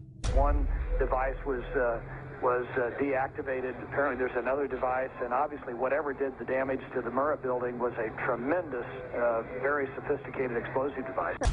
Members of the ATF who would have normally been in the building were tipped off prior to the bombing. He saw what appeared to be a police bomb squad truck near the Murrah building 2 hours before the blast. It had a shield on the side of the door, and it said bomb disposal or bomb squad below it, and I really found that interesting. Another witness who spoke to ABC News on the condition of anonymity will tell the grand jury tomorrow he was told by an ATF official agents working in the building had been warned in advance not to come to work. He just came out and told me that the ATF wasn't in the building that day. They'd been tipped by their pagers not to come to work, which I was flabbergasted. McVeigh would even claim in a letter written to his sister, which was published by the New York Times, that he was actually recruited for black operations, which included smuggling drugs into the United States, as well as assassinations. One may brush this off as the ravings of a madman. However, McVeigh was filmed at the Camp Grafton military facility in North Dakota on August 3, 1993. McVeigh's official records state that he was discharged over a year prior from the Army Reserve in May of 1992. Perhaps even more interesting, is that Camp Grafton was specializing in training troops in explosives and demolitions at the time. When all was said and done, the security tapes reported to have captured the entire thing on video were rounded up and classified. In 2009, they were finally released, and magically none of them caught the bombing. The excuse being they were all having their tapes changed at that exact moment. This event would be labeled domestic extremism, which was used to demonize critics of world government, militias, and create fear within the populace. Muslim extremism seemed to show its ugly face in then unprecedented fashion on February 26, 1993. A truck bomb had gone off in the parking area of the World Trade Center. Luckily, the bombers failed to follow instructions and parked the truck carrying the explosives against the main support column. What is not discussed, however, is the bomb was actually built by an FBI informant under the supervision of the FBI. Ahmed Salam, a former Egyptian army officer who had been doing undercover work for the FBI, was the man who actually built the bomb. When he was told that he would have to use real bomb-making material instead of harmless substitutes, he became suspicious and began taping his conversations with FBI officials. Last winter, the FBI was praised for its speed in cracking the case of the World Trade Center bombing and bringing 4 suspects to trial. Now, there is some evidence that the FBI may have known of the plot in advance through an informant and might even have stopped the bombing that killed 6 people. Notice the media emphasizes that they might have been able to stop it. They then gloss over the fact that the bomb was built by their agent under FBI supervision in conjunction with the district attorney. FBI agents might have been able to prevent last February's deadly explosion at New York's World Trade Center. They discussed secretly substituting harmless powder for the explosives, but they didn't, according to the FBI's own informant, Imad Salem. Unbeknownst to the FBI at the time, Salem recorded many of his conversations with his handlers. The actual recording where Salam discusses this with his FBI handler, John Antisev, was released years after the trial. You got paid regularly for good information. I mean, the expenses were a little bit out of the ordinary, and it was really questioned. Don't tell Nancy I told you this. Well, I have to tell her, of course. Well, then if you have to, you have to. Yeah, because, I mean, the lady was being honest, and I was being honest, and everything was submitted with a receipt. Yeah. And now it's questionable. It's not questionable. It's like a little out of ordinary. Okay. You know. All right. I don't think it was. If that's what you think, guys, fine. But I don't think that, because we was start already building the bomb, which is went off in the World Trade Center. It was built by supervision from the Bureau and the GA, and we was all informed about it, and we know that the bomb start to be built. By who? By your confidential informant. What a wonderful, great case. Following the convictions of the Muslims who were too inept to make their own bomb and park the vehicle in the proper area, Salam was pulled into the FBI's witness protection program, where he has never been heard from again. Prior to the largest and most devastating terrorist attack on U.S. soil, the United States was poised as the first truly global superpower. Brzezinski would muse in 1997 that geostrategic success would represent a fitting legacy of America's role as the first, only, and last truly global superpower, and that the only way to mobilize Americans was a truly massive and widely perceived direct external threat. In September of 2000, a neoconservative think tank called the Project for a New American Century echoed Brzezinski's statements, saying the United States is the world's only superpower, combining preeminent military power, global technological leadership, and the world's largest economy. An engine for New World Order ideals, members of PNAC included Dick Cheney, Donald Rumsfeld, Jeb Bush, Scooter Libby, William Kristol, and Paul Wolfowitz. Describing the difficulty in projecting force, they write the process of transformation is likely to be a long one, absent some catastrophic and catalyzing event, like a new Pearl Harbor. This takes us full circle to the September 11th attacks of 2001. In my previous film, Fabled Enemies, I expose in great detail the Saudi Arabian, Pakistani, and Israeli connections in conjunction with this international intelligence operation. In the early 1980s, bin Laden worked with operatives from U.S. intelligence, the Pakistani military, and Arab states. They ran a wide-ranging covert network that recruited and financed Muslim fighters to battle the Soviet army. The hijackers that were trained at U.S. military installations and protected by the FBI and CIA. The military exercises leading up to 9/11, and those that took place as the attacks occurred. Open line. Surveillance, Sergeant Richmond. Sergeant Richmond, Sergeant Light from Cheyenne Mountain Test Control. How are you? I'm doing fine. Okay, I need you to terminate all exercise inputs coming to Cheyenne Mountain at this time. Copy. And stay on loop until I verify that the connectivity is disconnected on the exercise side only. Okay, no, do not do any more inputs on the exercise side and stand by. I got Cheyenne Mountain on the line. Terminating all exercise inputs. So, over, if you didn't know that exercise. Oh, yeah. The Black Ops program, Able Danger, and the shadow government involvement. This morning we learned that the Vice President wasn't the only one sent to an undisclosed location on September 11th, that an entire backup government was and is still there and may be there for as long as anyone now at least can imagine. As well as much, much more. The government has lied about 9/11 repeatedly and used it to dominate the Middle East, while creating an evolving police state here, encroaching on civil liberties at home. And of course, building a new world order. There is a chance for the President of the United States to use this disaster to carry out what his father, a phrase his father used, I think, only once, and hasn't been used since, and that is a new world order. We know now that September 11th of 2001 was the beginning of what we might call a new world order. The new world order that this president's father talked about with such great enthusiasm seems to be high on the agenda of this administration. Under the second Bush administration, massive amounts of civil liberties were openly and brazenly taken away following 9/11.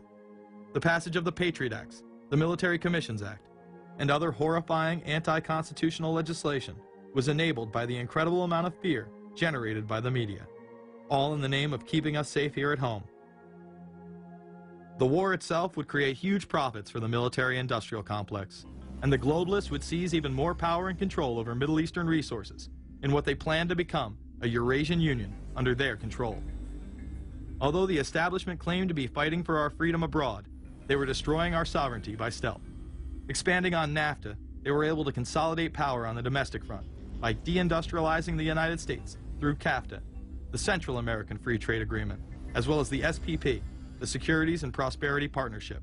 Opponents, however, say the initiative is nothing less than a plan to create a North American Union that would eliminate sovereignty for all three nations. Building on the North American Free Trade Agreement, the NAFTA section of the Commerce Department is busy drafting laws and regulations for a North American Union, a union of Canada, America, and Mexico. The President has attended secret meetings and signed at least 2 agreements under the Security and Prosperity Partnership Program. The stated goal established by Presidents Bush, Fox, and Prime Minister Paul Martin is integration by 2010. It's a plan from the business elites, the political elites, that will cost more American jobs, cost American sovereignty, but it would fulfill the President's father's vision. Now, former United States Trade Ambassador Robert Zoellick is talking about it again with renewed vigor. This time, a new world order with business at the helm of trade and economic policy. It's an agenda that goes hand in hand with the United States, Mexico, and Canada, working quietly and behind the scenes to promote a common market with common deregulation for the benefit of multinational corporations. It's remarkable to me, the arrogance, the idea of just simply throwing away the nation's sovereignty, but they're trying to do so in so many ways. People better understand that they mean exactly what they're saying. It's a new world order they're trying to create. Dobbs, the only mainstream anchor to expose the new world order, resigned shortly after bullets were fired into his home. The elite do not plan on waiting around for these unions to be formed before implementing the next step in global government.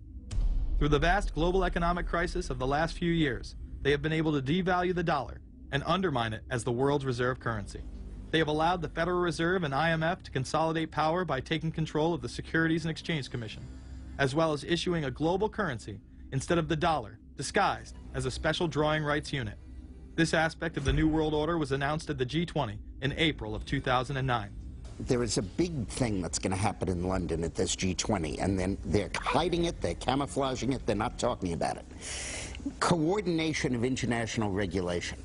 What they are going to do is to put our Fed and our SEC under the control, in effect, of the IMF. New World Order, that's what they're planning in there, is to undermine the U.S. currency, and it's just really sad. What it really is putting the American economy under international regulation. Yeah. And those people who have been yelling, oh, the UN's going to take over global conspiracy government. Theorists. They've been crazy, but now they're right. There's 20 or whatever people in the G20, say there's 20 ministers, thousands of us, and we can't get our voices heard. When Geithner said he would be open to the idea of a global currency last week, yeah.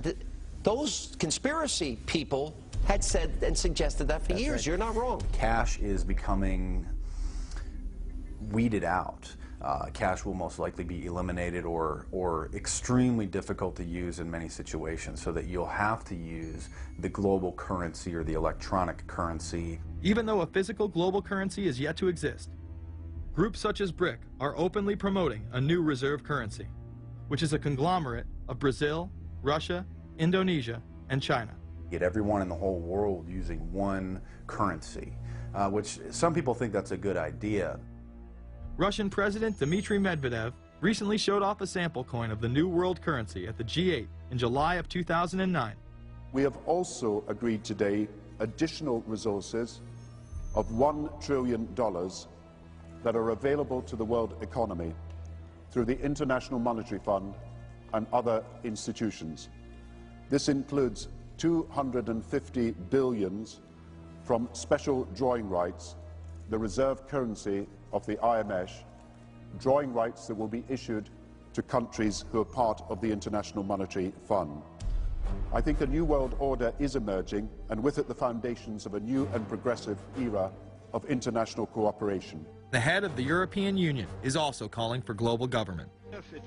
2009 is also the first year of global governance, with the establishment of the G20 in the middle of the financial crisis. Gordon Brown has called for a world constitution. We now need nothing short of a world constitution for the global financial system. Both Gordon Brown and Barack Obama had been groomed to be the next Anglo-American spokesman for this new world order after Bush and Blair stepped down. Here is Gordon Brown in front of the CBI prior to him being chosen to become Prime Minister. And it's only now that we can begin to understand that the world order that globalization brings and what it's going to look like.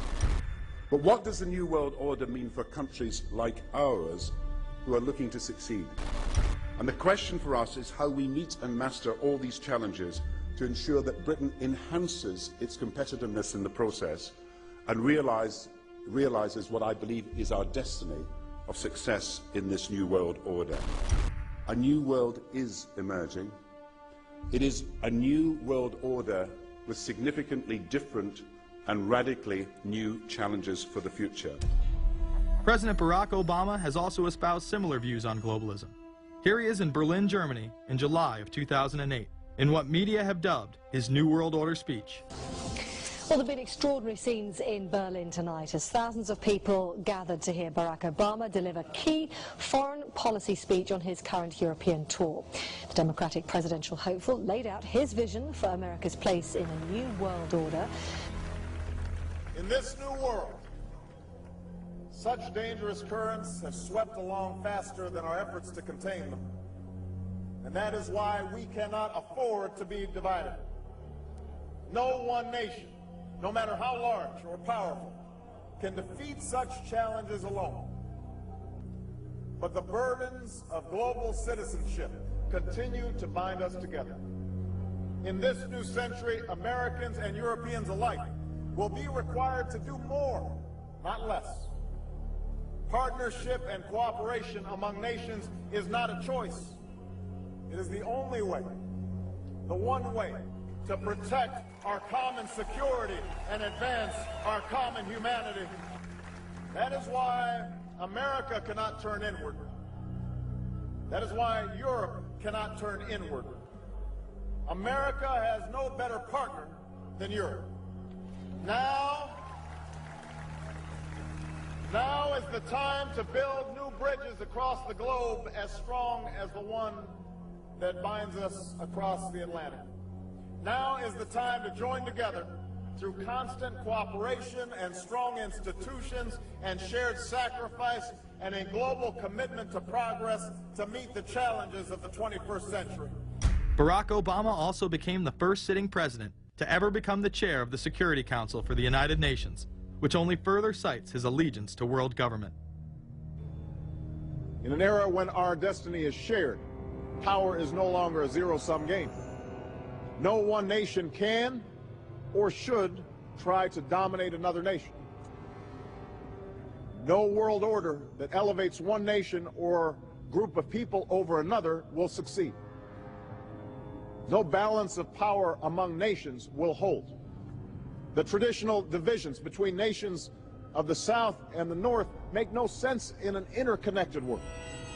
I think its task will be to develop an overall strategy for America in this period when really a new world order can be created. It's a great opportunity. The globalists, who know that Obama is going to promote their plan, want to make him such a superhero that nobody will question what he's doing. He is very much a product of the system that he is now technically in charge of. Obama alone, or the Democrat Party alone, is not responsible for his massive rock star status. It's been done by the media. This establishes that Obama is an unapologetic globalist who holds no one nation above another, despite its policies. Perhaps we should move towards a society more like China if that's the case. After all, on the 60th anniversary of the communist Mao regime takeover, the Empire State Building, once a proud symbol of the United States, was lit in the colors of the Communist Party halfway across the world. In fact, following the United Nations Copenhagen Conference in December of 2009, the Washington Post ran the headline, "Copenhagen Climate Deal Shows New World Order May Be Led by U.S., China."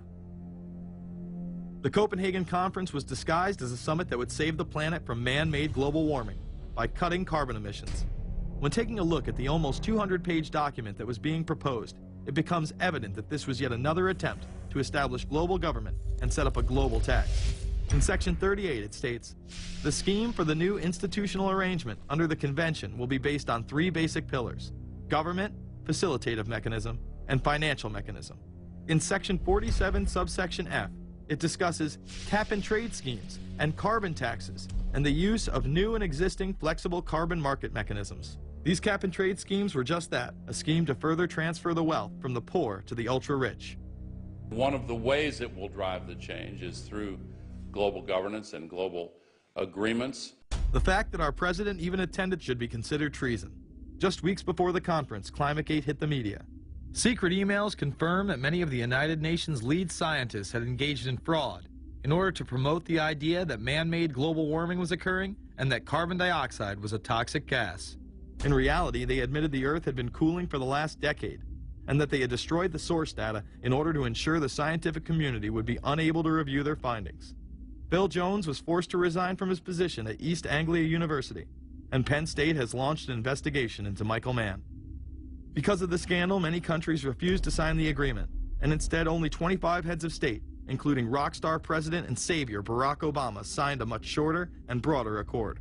The document states that a high-level panel will be created, and that parties will be subject to domestic auditing, supervision, and assessment.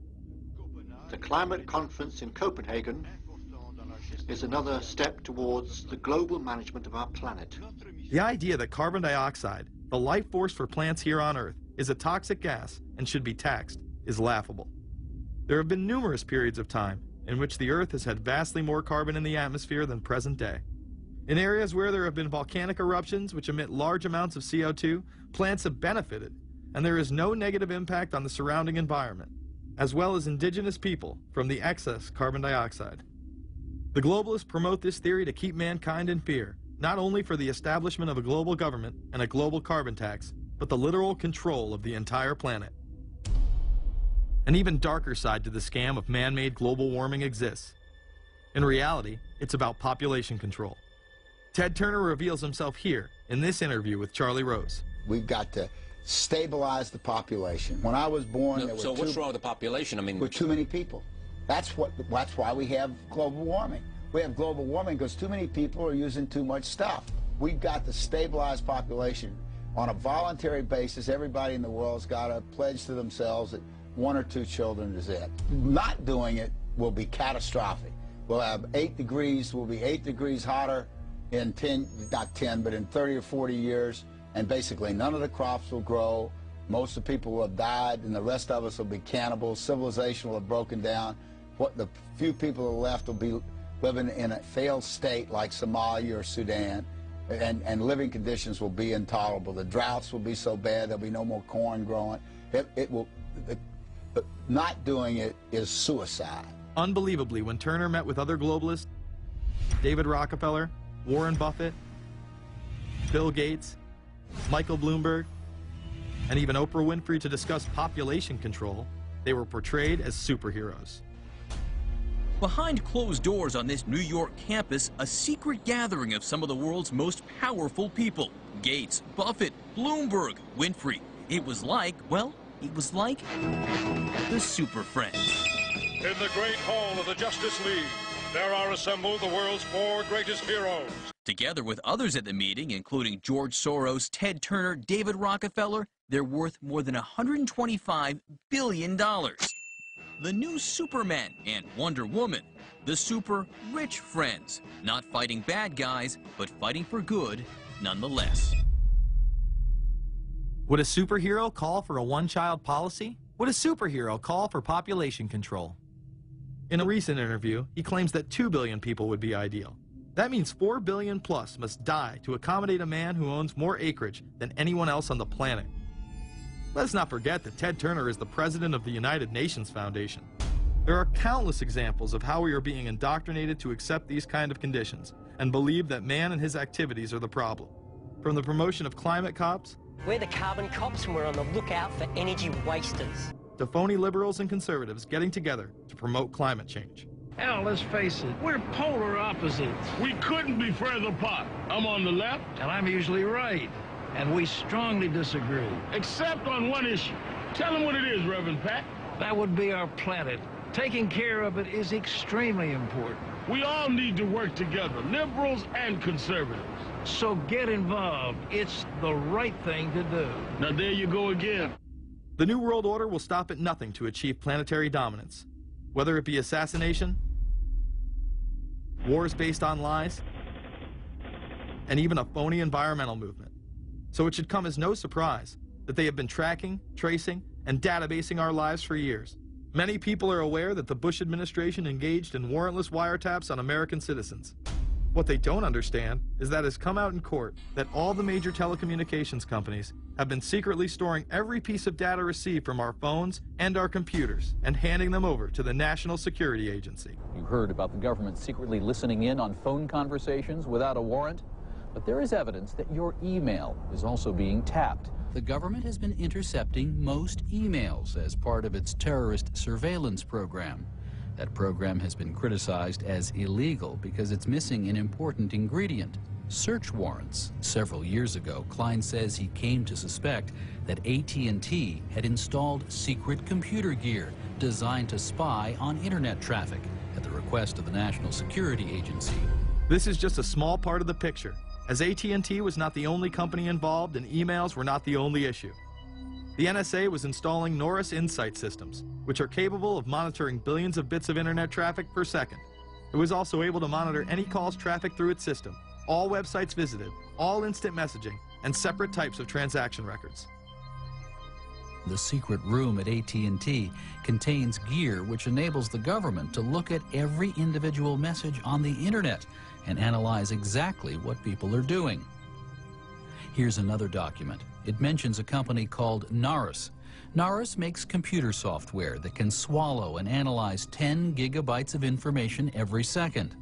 That means it could go through all the information in all the books in the Library of Congress in a little over 15 minutes. The documents Klein and others were able to produce were then censored by the NSA. Bankston isn't allowed to talk about the documents in detail. The government has since had them sealed. But he says what is in there boggles the mind. We are talking about a substantial portion of all the communications traffic in the United States. The policies have been shielded by the Obama administration and continue to this day. Attorney General Holder has publicly stated lawsuits be thrown out of court. And after several attempts, Klein and other cases were thrown out as well, once again citing the national security of what used to be a constitutional republic, not a massive corrupt slave state. Living in the New World Order, when it's close to completion, for the average citizen, for people like you and me, is going to be essentially slavery. We're never going to be able to get ahead. We're never going to be able to amass enough wealth, essentially to retire or to do what we want to do in life. We're going to constantly be working for the man. They're creating essentially a two-class system. So it's going to be an inner ruling elite and then everyone else. And I got news for you. You're everyone else. The New World Order that is currently being built revolves around creating a global technopoly ruled by the elite, in which they dominate and control a severely reduced populace, which they treat as their pets. In the New World Order, the people are the enemy. Internal documents released in March of 2009 reveal that the Department of Homeland Security is targeting citizens who discussed the New World Order, people with a Christian identity or sovereign citizens who argue that the government has gotten away from the intent of the Constitution and are strong states' rights advocates. People who are anti-immigration, stating, extremists will argue that immigrants are taking the jobs of U.S. citizens during times of high unemployment and without paying taxes. People who oppose the Federal Reserve banking system. People who display constitutional party or libertarian material. People who support Ron Paul. And those who have bumper stickers containing anti-government rhetoric. This document is one of literally thousands that make everyone a possible terrorist. This establishes a pattern of demonizing ordinary citizens while giving draconian powers to the state. You are considered guilty until proven innocent. As technology is developed, separate parts of their command and control system are beta tested around the world. Here at home, Boy Scouts are being trained to take on returning veterans and disarm domestic extremists, while national programs such as City Year are training young people to serve the government. I am change. I am fierce. In the United Kingdom, it has been established there are over 4 million CCTV cameras. That is around 1 camera for every 14 citizens. Their purpose is not to solve crime, as it takes 1,000 CCTV cameras to solve just one crime.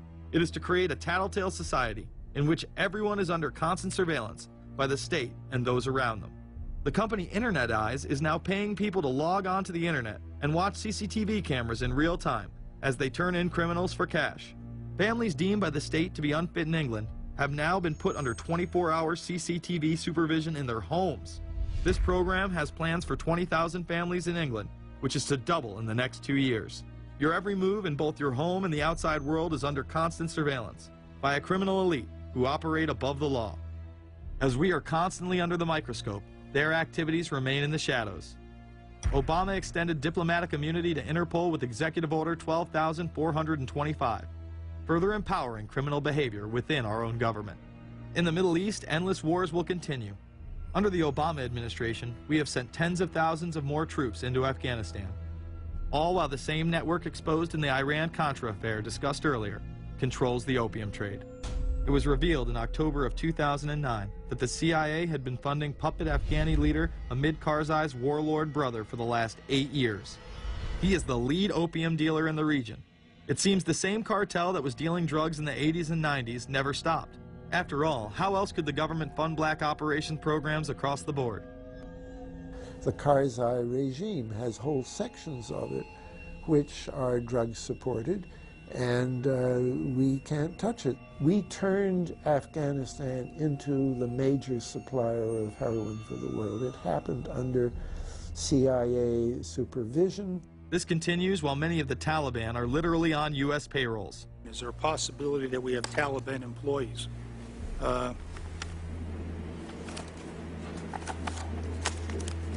The commander in the field, or I should say the COCOM commander, General Petraeus, has made it a conscious effort to, as part of his coin strategy, to hire local nationals.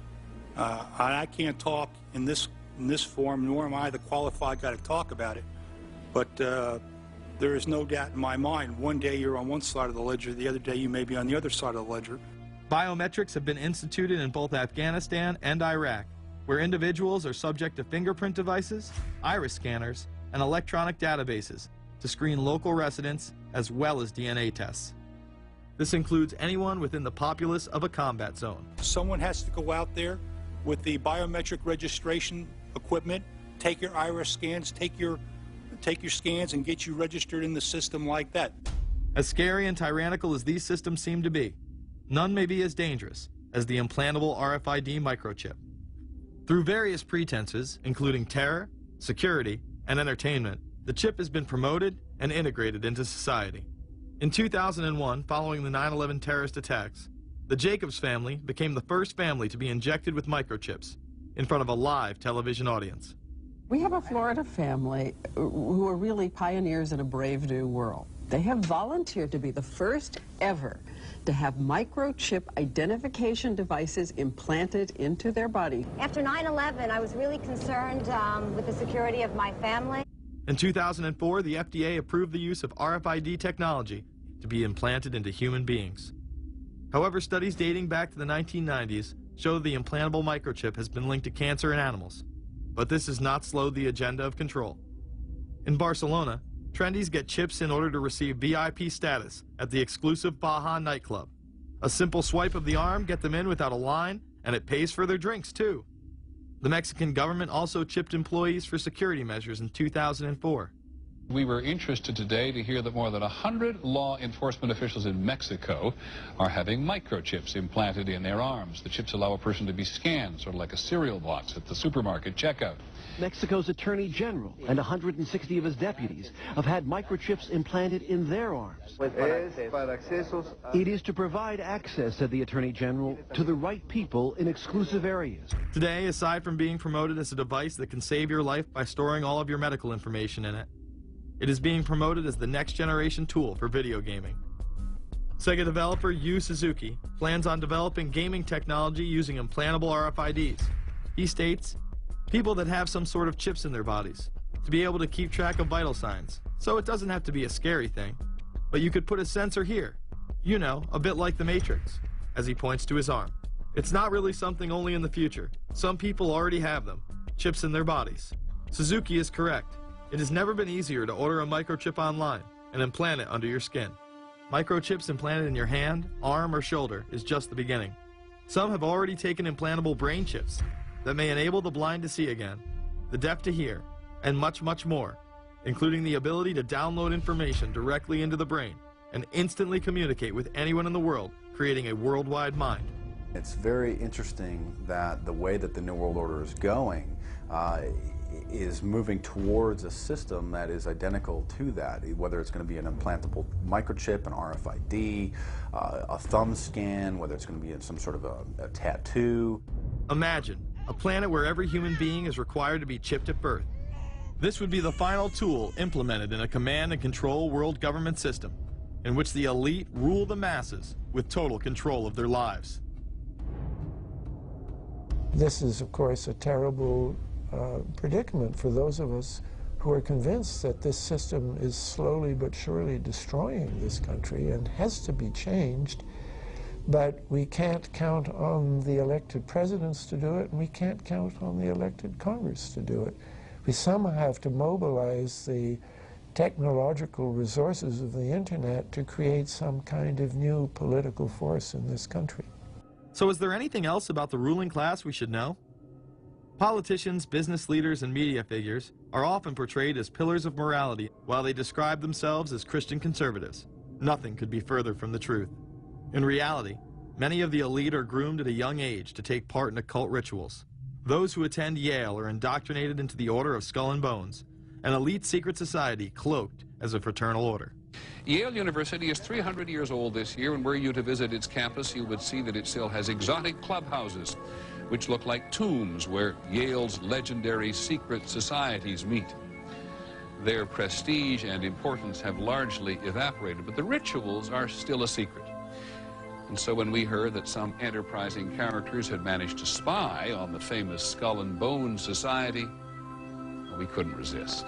Skull and Bones, people say it's a fraternity at Yale University, but it's really a postgraduate organization. So it was founded in 1832, and it's not like a normal fraternity. People don't pledge. These people choose who they want to come. So they do the recruiting. They recruit 15 people every year, people who they see are going to be powerful people in the future. So they're recruited when they're a junior in college. A lot of these people come from really wealthy and influential families because they know that this person has the resources to then elevate them to a position of power that can benefit the club. The video shows the neophytes, or initiates, kissing a skull, then performing a mock human sacrifice. Horrific screams caught on tape include chants of, "The devil equals death, death equals the devil." True. Famous alums include Senators John Kerry and John Chafee, to name two, cabinet secretaries such as Averell Harriman, and 3 presidents, William Taft, George Bush, and George W. Bush, who's been reluctant to talk about Skull and Bones. Does it still exist? The thing is so secret, I'm not even sure it still exists. Former Skull and Bones members and current members have been presidents, heads of the CIA, senators, heads of business. I mean, huge, huge corporations. These people have the network that brings them to such a position of power that most people could only dream of. Bush would run against his fellow Bonesman and distant cousin John Kerry in 2004. You both were members of Skull and Bones, a secret society at Yale. What does that tell us? Not much, because it's a secret. Is there a secret handshake? Is there a secret code? I wish there were something secret I could manifest. 322, a secret number? There are all kinds of secrets, Tim. You were both in Skull and Bones, the secret society. It's so secret we can't talk about it. What does that mean for America?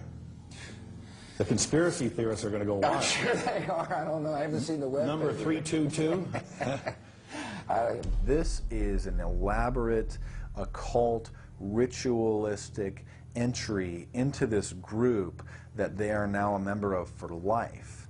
This culture of death and the occult continues long after college. Later on in life, these pagan rituals carry on in the redwoods of Sonoma, California. What is the Bohemian Grove? Well, it's a kind of summer camp for the powerful, an all-male gathering in great secrecy. This group was formed in the late 1800s by artists, industrialists, and politicians. Bohemian attendees worship the owl as their deity. The Aztecs, Mayans, and other natives of Mesoamerica considered the owl a symbol of destruction and death. This is why the opening ritual for the club is the cremation of care.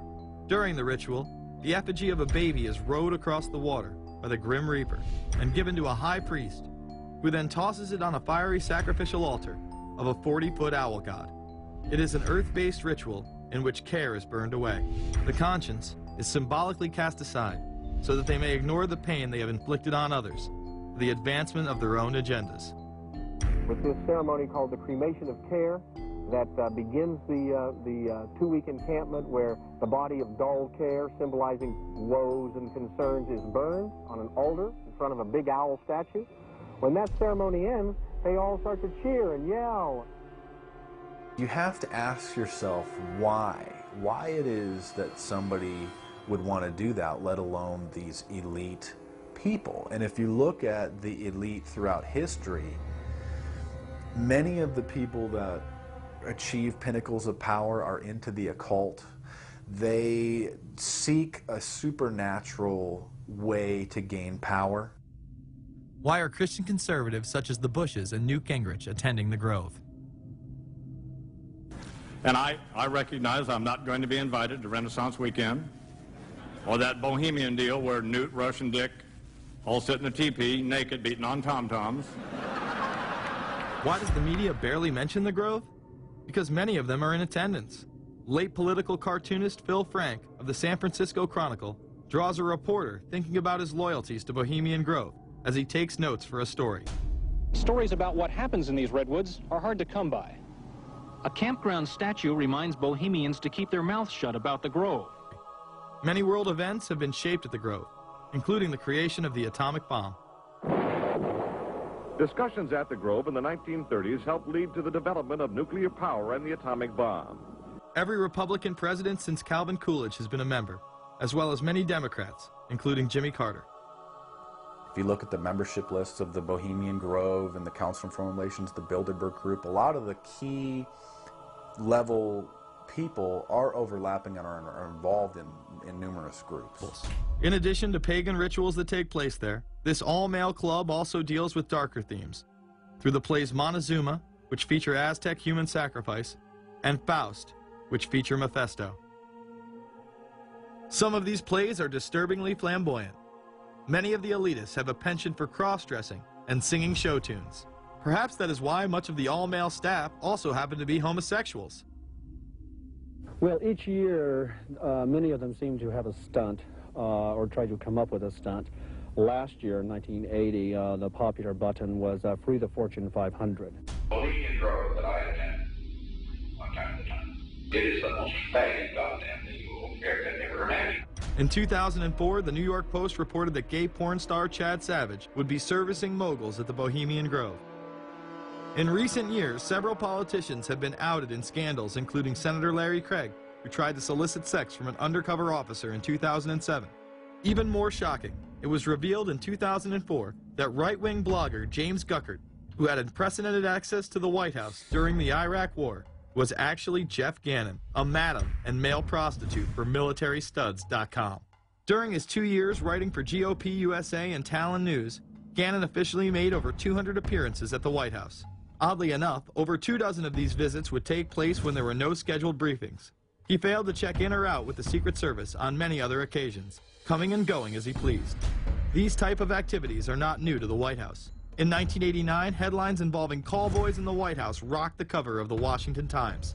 The Washington Times reported today that unidentified White House aides in the Carter, Reagan, and Bush administrations now are being investigated for using the services of a call boy ring. The paper reports that 2 of the male prostitutes were given a late-night tour of the White House last year. Hundreds of credit card receipts obtained by the Washington Times confirm that its clients were key officials of the Reagan and Bush administrations, military officers, congressional aides, and U.S. and foreign businessmen with close social ties to Washington's political elite. This ring extended beyond the White House and into Congressman Barney Frank's bedroom. Barney Frank, one of 2 openly homosexual members of Congress, acknowledged having used a male prostitute, whom he then hired as a personal employee. The man had keys to Frank's basement apartment on Capitol Hill. Frank paid him approximately $20,000 out of his own pocket to be his housekeeper and driver. But as first reported in today's Washington Times, the man was on probation for sex crimes and a drug conviction, and he ran a prostitution business out of Frank's home. Although Frank tried to claim ignorance, Stephen Goby, the prostitute in question, claimed that Frank was completely aware of what was going on and was even receiving free and discounted sexual services. The fix seemed to be in. Frank was threatening members of Congress to remain silent prior to being exposed in this sex ring. Massachusetts Democrat Barney Frank, a homosexual, threatened to expose fellow congressmen he knew to be gay unless they stopped spreading rumors. Questions stopped and Frank walked away with a slap on the wrist. Some members of the Ethics Committee were disgusted. Do we tolerate, do we condone a member of this body who knowingly permits a house of prostitution to be operated out of his residence? You have just heard one of the most edited, selective garbage that has ever been put forth, in my opinion, in this House. Again, we see people of the highest levels of power involved in the most repulsive and decadent of crimes. They couldn't care less about the code of conduct that's taught in all major religions about treating others the way that you want to be treated. And then they masquerade, they put this false front on that they're like everybody else, because your average person wants to do right, believes in some sort of a karma, believes in some sort of a divine justice in the universe. And so these people need to put on this front that they're like the average Joe in middle America, that they go to church every once in a while, and that they believe in an afterlife and a divine justice. And so they have to put on this front that they're like everybody else in order to get elected and to be accepted and to not have people look at them suspiciously, because if somebody goes around and openly admits that they were an atheist or that they were some obscure religion, people aren't going to throw their support behind them as much, and they're not going to trust them as easily. The reality of this behavior is never revealed to the public, as the media keeps any revelations quiet. Unfortunately, these type of activities continue to this day. Florida Congressman Mark Foley chaired the House caucus on missing and exploited children and went on television praising Chris Hansen's To Catch a Predator series. The Dateline piece has probably done more than any law we can create. Foley was later caught attempting to have sexual relations with numerous underage pages. Congressman Mark Foley, the man who championed the Child Protection Act of 2006, resigned after inappropriate emails and instant messages surfaced that he sent to former congressional pages. Once more, no charges were even filed. Foley himself has checked into rehab. No one has been charged with any crime. The predator class acts like Roman emperors, indulging in excess that includes sex with young boys while portraying themselves as men of the Lord. The insanity is that we have allowed an interwoven elite criminal class to rule over us while posing as the saviors of the planet. We have learned they will stop at nothing to achieve their goals and are not held accountable for their crimes. They prey on the system rather than protect it. This is not a new world order of peace and prosperity. It is not a world government to save the earth. During difficult times, we must remain ever vigilant against seemingly positive solutions imposed to suit their aims. Crises there will continue to be. In meeting them, whether foreign or domestic, great or small, there is a recurring temptation to feel that some spectacular and costly action could become the miraculous solution to all current difficulties. We are threatened by a superclass that control the flow of information and hide technology from the public. The prospect of domination of the nation's scholars by federal employment, project allocations, and the power of money is ever present and is gravely to be regarded. We must also be alert to the equal and opposite danger that public policy could itself become the captive of a scientific, technological elite. It is time to put down the remote control, to turn off your Xbox, and start paying attention. It is time to step away from everyday luxuries and pop culture and take action against a monolithic, concentrated evil in order to save what's left of humanity. We must now trade in our apathy for action in order to defeat this invisible empire.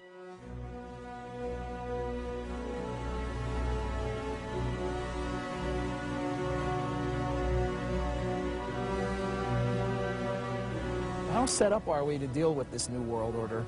I think we're going to hear a lot about that today. Let's take the New World Order. It's an interesting phrase. I've been thinking a little bit about the structure of the world, right? The New World Order, as everybody says. The peace could yield to the pernicious New World Order. The New World Order. The New World Order. The New World Order. The New World Order. This New World Order. Stay fixed on your goal of imposing the New World Order.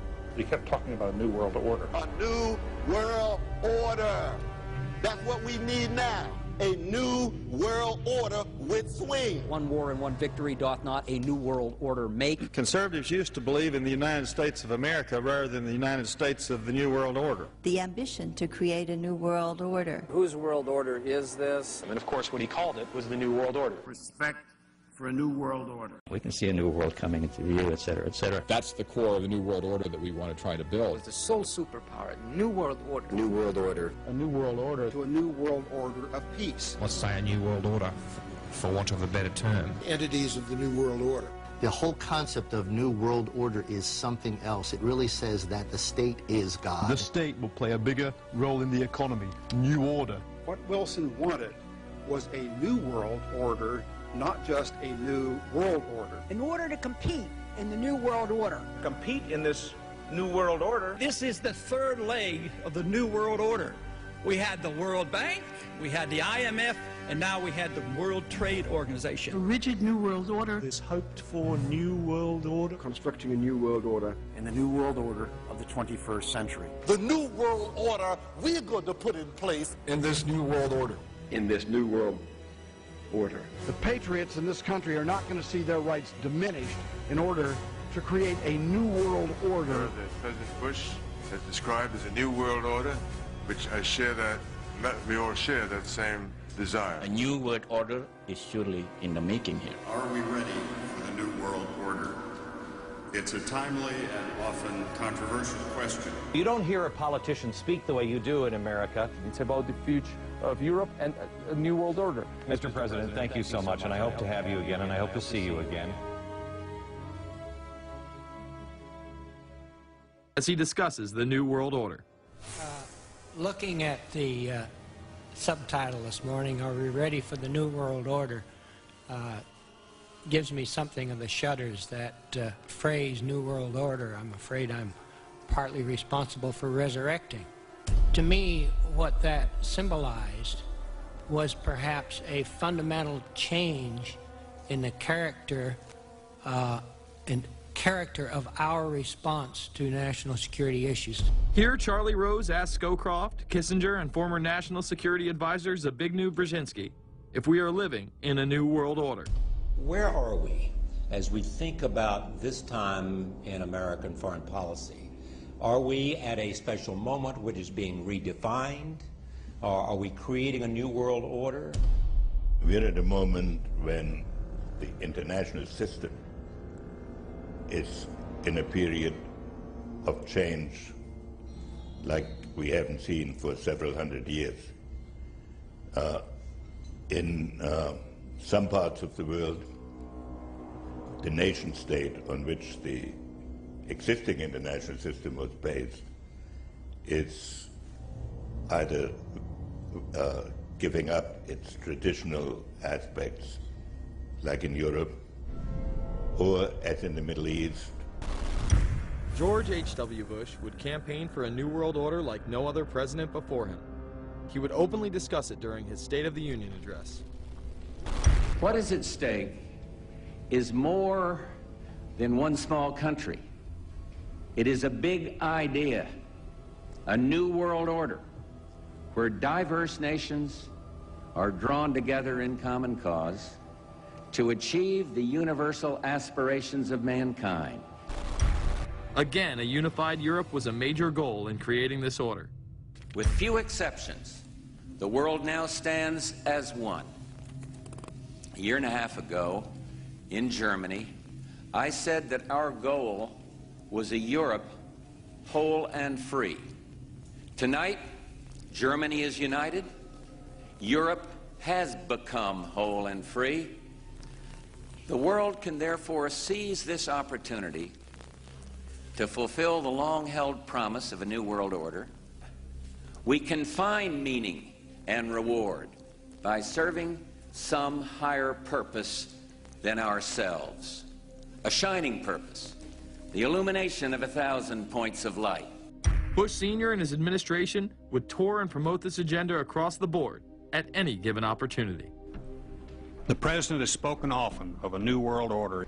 And we have an unprecedented opportunity to build a new era of peace and prosperity here and abroad, to build a new world order. It's my understanding, I think, that the President, and I don't know the context of how it came up in his speech last night in New York, said that China must be a part of the new world order. Guess I would like to ask you how you envision China fitting into the new world order. It is a country that we are going to have relationships with. So I set out to find out if a new world order really existed. And if it did, what was it? Who was involved? And what were their goals? The very word secrecy is repugnant in a free and open society. And we are, as a people, inherently and historically opposed to secret societies, to secret oaths, and to secret proceedings. For we are opposed around the world by a monolithic and ruthless conspiracy. It is a system which has conscripted vast human and material resources into the building of a tightly knit, highly efficient machine. Its preparations are concealed, not published. Its mistakes are buried, not headlined. Its dissenters are silenced, not praised. No expenditure is questioned, no rumor is printed, no secret is revealed.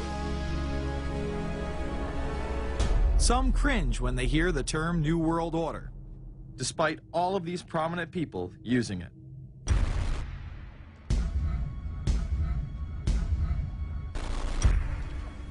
The world that maybe some people dreamt of at that conference back in Bournemouth, when it looked as if maybe history would end, that liberal democracy would triumph, that free market economics would slowly progress, and we'd have a new world order.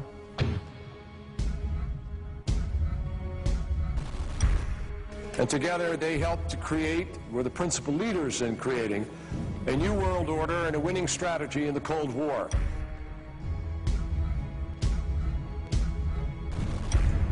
We are part of a new world order. And as the recently departed Admiral William J. Crowe once said, it's long on new and it's short on order.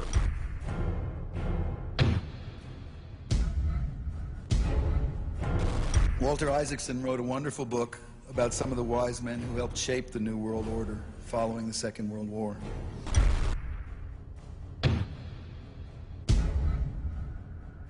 As we devise a way forward in Iraq, I urge the international community to embrace its responsibility for creating that new world order, a new world order based upon collective action.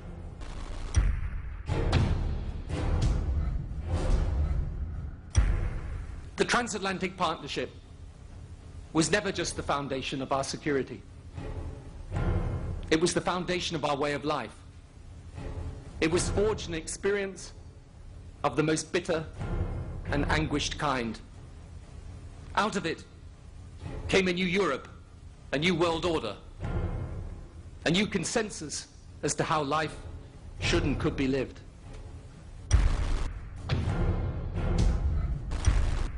And just like that, it was gone. It was a new world order. That's what President George H. Bush said. Harvard historian Francis Fukuyama pronounced the end of history.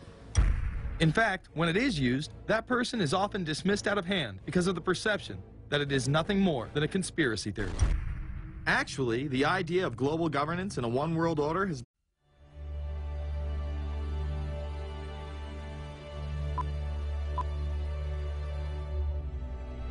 Hi, my name's Jason, and I used to be just a good old average American kid living in upstate New York. There's me. I played baseball, mastered Mortal Kombat, went to the prom, said the Pledge of Allegiance every day, and loved my country. I even lived the dream of every American youth, college. Sure, it was a state school, but it also happened to be a party town. Great times all around, right? Well, sort of. I still had to work hard as a pizza guy to make it. And of course, there was school. I had to figure out the computer graphics programs I was working with, as well as attend classes I didn't care about. I certainly didn't know much about geopolitics. Then 9/11 happened and everything changed.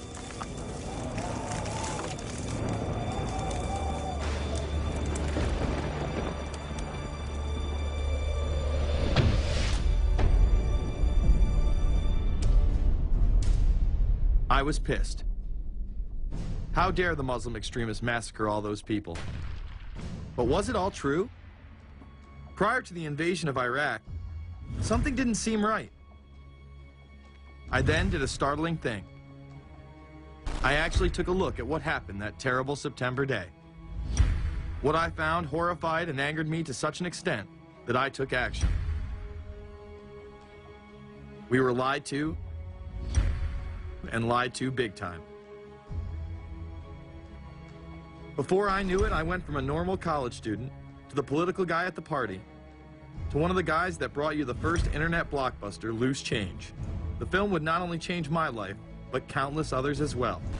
If you've ever seen Loose Change, the documentary about September 11th, conspiracy theorist documentary, it is riveting. Oh, like, yeah. You watch it, and by the end, not even the end, 10 minutes in, you're like... You got your car packed, your head... You're just like, oh my God, it's all true. So every place, there's questions coming from this documentary. And you don't have to believe everything in the documentary to still have questions come up. And you look back and you remember what you saw and what you were told, and now you have questions. We got the boogeyman out there. Wow. See, for many years it was communism, then it was the war on drugs, now it's the war on terror. All through our life, we've had to have a boogeyman. Loose Change took the truth about 9/11 into the mainstream with over 100 million views and allowed me to travel the country and even take on some of my detractors. The answer is no, they cannot. Jason, I think it's telling that every time you disagree with something, you call the people a liar. I'm not calling anybody a liar, sir. I'm calling you a liar because you are a liar. But if we were lied to about 9/11, then who was really behind it? A lot of people on the web were pointing towards the New World Order, but that was impossible. I mean, the Hulkster couldn't be involved, could he? Is the only way to go, and what you gonna do? Together as one. This one world philosophy still defines the Olympic Games today. Australia, hello and welcome. One world, one dream. Hitler's methods of youth corps, concentration camps, eugenics, and military aggression were so visible to the rest of the world, he eventually failed. However, his vision of a new world order lived on. Author H.G. Wells, the man behind The Time Machine and War of the Worlds, would write about a planned world state in which there must be a common faith and law for mankind. In 1939, he would publish a full book on the matter called The New World Order. Wells again has a similar vision, stating that national individualism has to go and that sovereign states must end. He then goes on to write, in the great struggle to evoke westernized world socialism, contemporary governments may vanish. Perhaps his most chilling prediction is that countless people will hate the New World Order, be rendered unhappy by frustration and their passions and ambitions through its advent, and will die protesting against it. Many of them quite gallant and graceful-looking people. Collectivism is that concept where individuals are considered to be discardable, and that the group is more important, and that the ultimate group, of course, is the state. And so it boils down eventually to the fact that the state is the all-important unit of society, and citizens exist only to serve the state. Other men of prominence would also promote a New World Order during the 1960s, including industrialist and former New York Governor Nelson Rockefeller. These are some of the reasons pressing us to lead vigorously towards the true building of a New World Order. Rockefeller would also become vice president under Gerald Ford. Religious leader Pope Paul VI, delegates to international organizations, public officials, gentlemen of the press, teachers and educators, all of you must realize that you have your part to play in the construction of a new world order. As well as former President Richard Nixon. And the hope that each of us has to build a new world order. However, Nixon was largely a mouthpiece for his most dominant advisor, Secretary of State Henry Kissinger. Kissinger may be the most vocal proponent for a new world order of his era. He has called for it time and time again, in policy papers, meetings, and interviews. Time magazine recognized both Nixon and Kissinger as Men of the Year after announcing their New World Order in China. However, they were working on it long before. In these once classified documents, they both discussed the new order with the president of Indonesia. Mainstream media was even critical of Kissinger's vision in the early 70s. In ragged, spasmodic fashion, a new world order is coming into being, but it looks less and less like the world order that Mr. Kissinger had constructed in his own mind. Kissinger's New World Order would fall under the radar for some time. However, it saw a vast revival during the first Bush administration. Here is Brent Scowcroft, former vice chairman of Kissinger Associates and former national security advisor under both Ford and Bush Sr., has been around for centuries, and the term New World Order has been used frequently in recent history. The New World Order means different things to different people, but to those who expect to be in control of it, it means the same thing. It means all the world under their control. They believe that somebody must rule. After all, people are too darn dumb to know how to rule themselves. They figured that that's their role. The first in-depth publication of note was Samuel Zane Batten's work, The New World Order, which was published in 1919. Under the cloak of Christianity, this order speaks of a new world rising and advocates social control over all people and all resources. It promotes a world federation with a world parliament, an international court, and a global police force. Some of its goals are as follows. Community. The danger and loss in crime and degeneracy. The determination to make community life safe, sanitary, wholesome, and moral. Industrial. The disappearance of class distinctions and the solidarity of all interests in the economic process. National. The conception of the nation's welfare as the supreme concern, with the policy that everything shall contribute to this end, and every person must do some useful work. International. The creation of an international mind with a world consciousness and a world patriotism. The destruction of every arbitrary power that can separately and of its single choice disturb the peace of the world. World government is good, right? It put an end to war. Well, it could put an end to war because you just only have one dictator. I think Adolf Hitler had that in mind. He wanted a world government too, with himself as the master leader. Many have regarded Hitler as the apex of evil, a true heart of darkness. But how many people know that Hitler had his own vision of a new world order? Hitler had been promoted by the establishment. He graced the cover of Time magazine many times and was their Man of the Year twice. His vision was simple: unify Europe and then the world. The only real difference was that his order was racially motivated, instead of being based solely on religion. He even wrote a lesser-known follow-up to Mein Kampf in 1928 that many have dubbed My Order, or New World Order. President Roosevelt would condemn this order prior to World War II. Nazi forces openly seek to establish systems of government based on the regimentation of all human beings by a handful of individual rulers who seize power by force. Yes, these men and their hypnotized followers call this a new order. It is not new, and it is not order. The idea of globalization was so prominent in Nazi ideology that the 1936 Berlin Games would be the first time that the Olympic rings would be displayed prominently and promoted in order to glorify the Third Reich. This symbol represents the 5 major regions of the world: Africa, America, Asia, Europe, and Oceania, interlocking and coming together.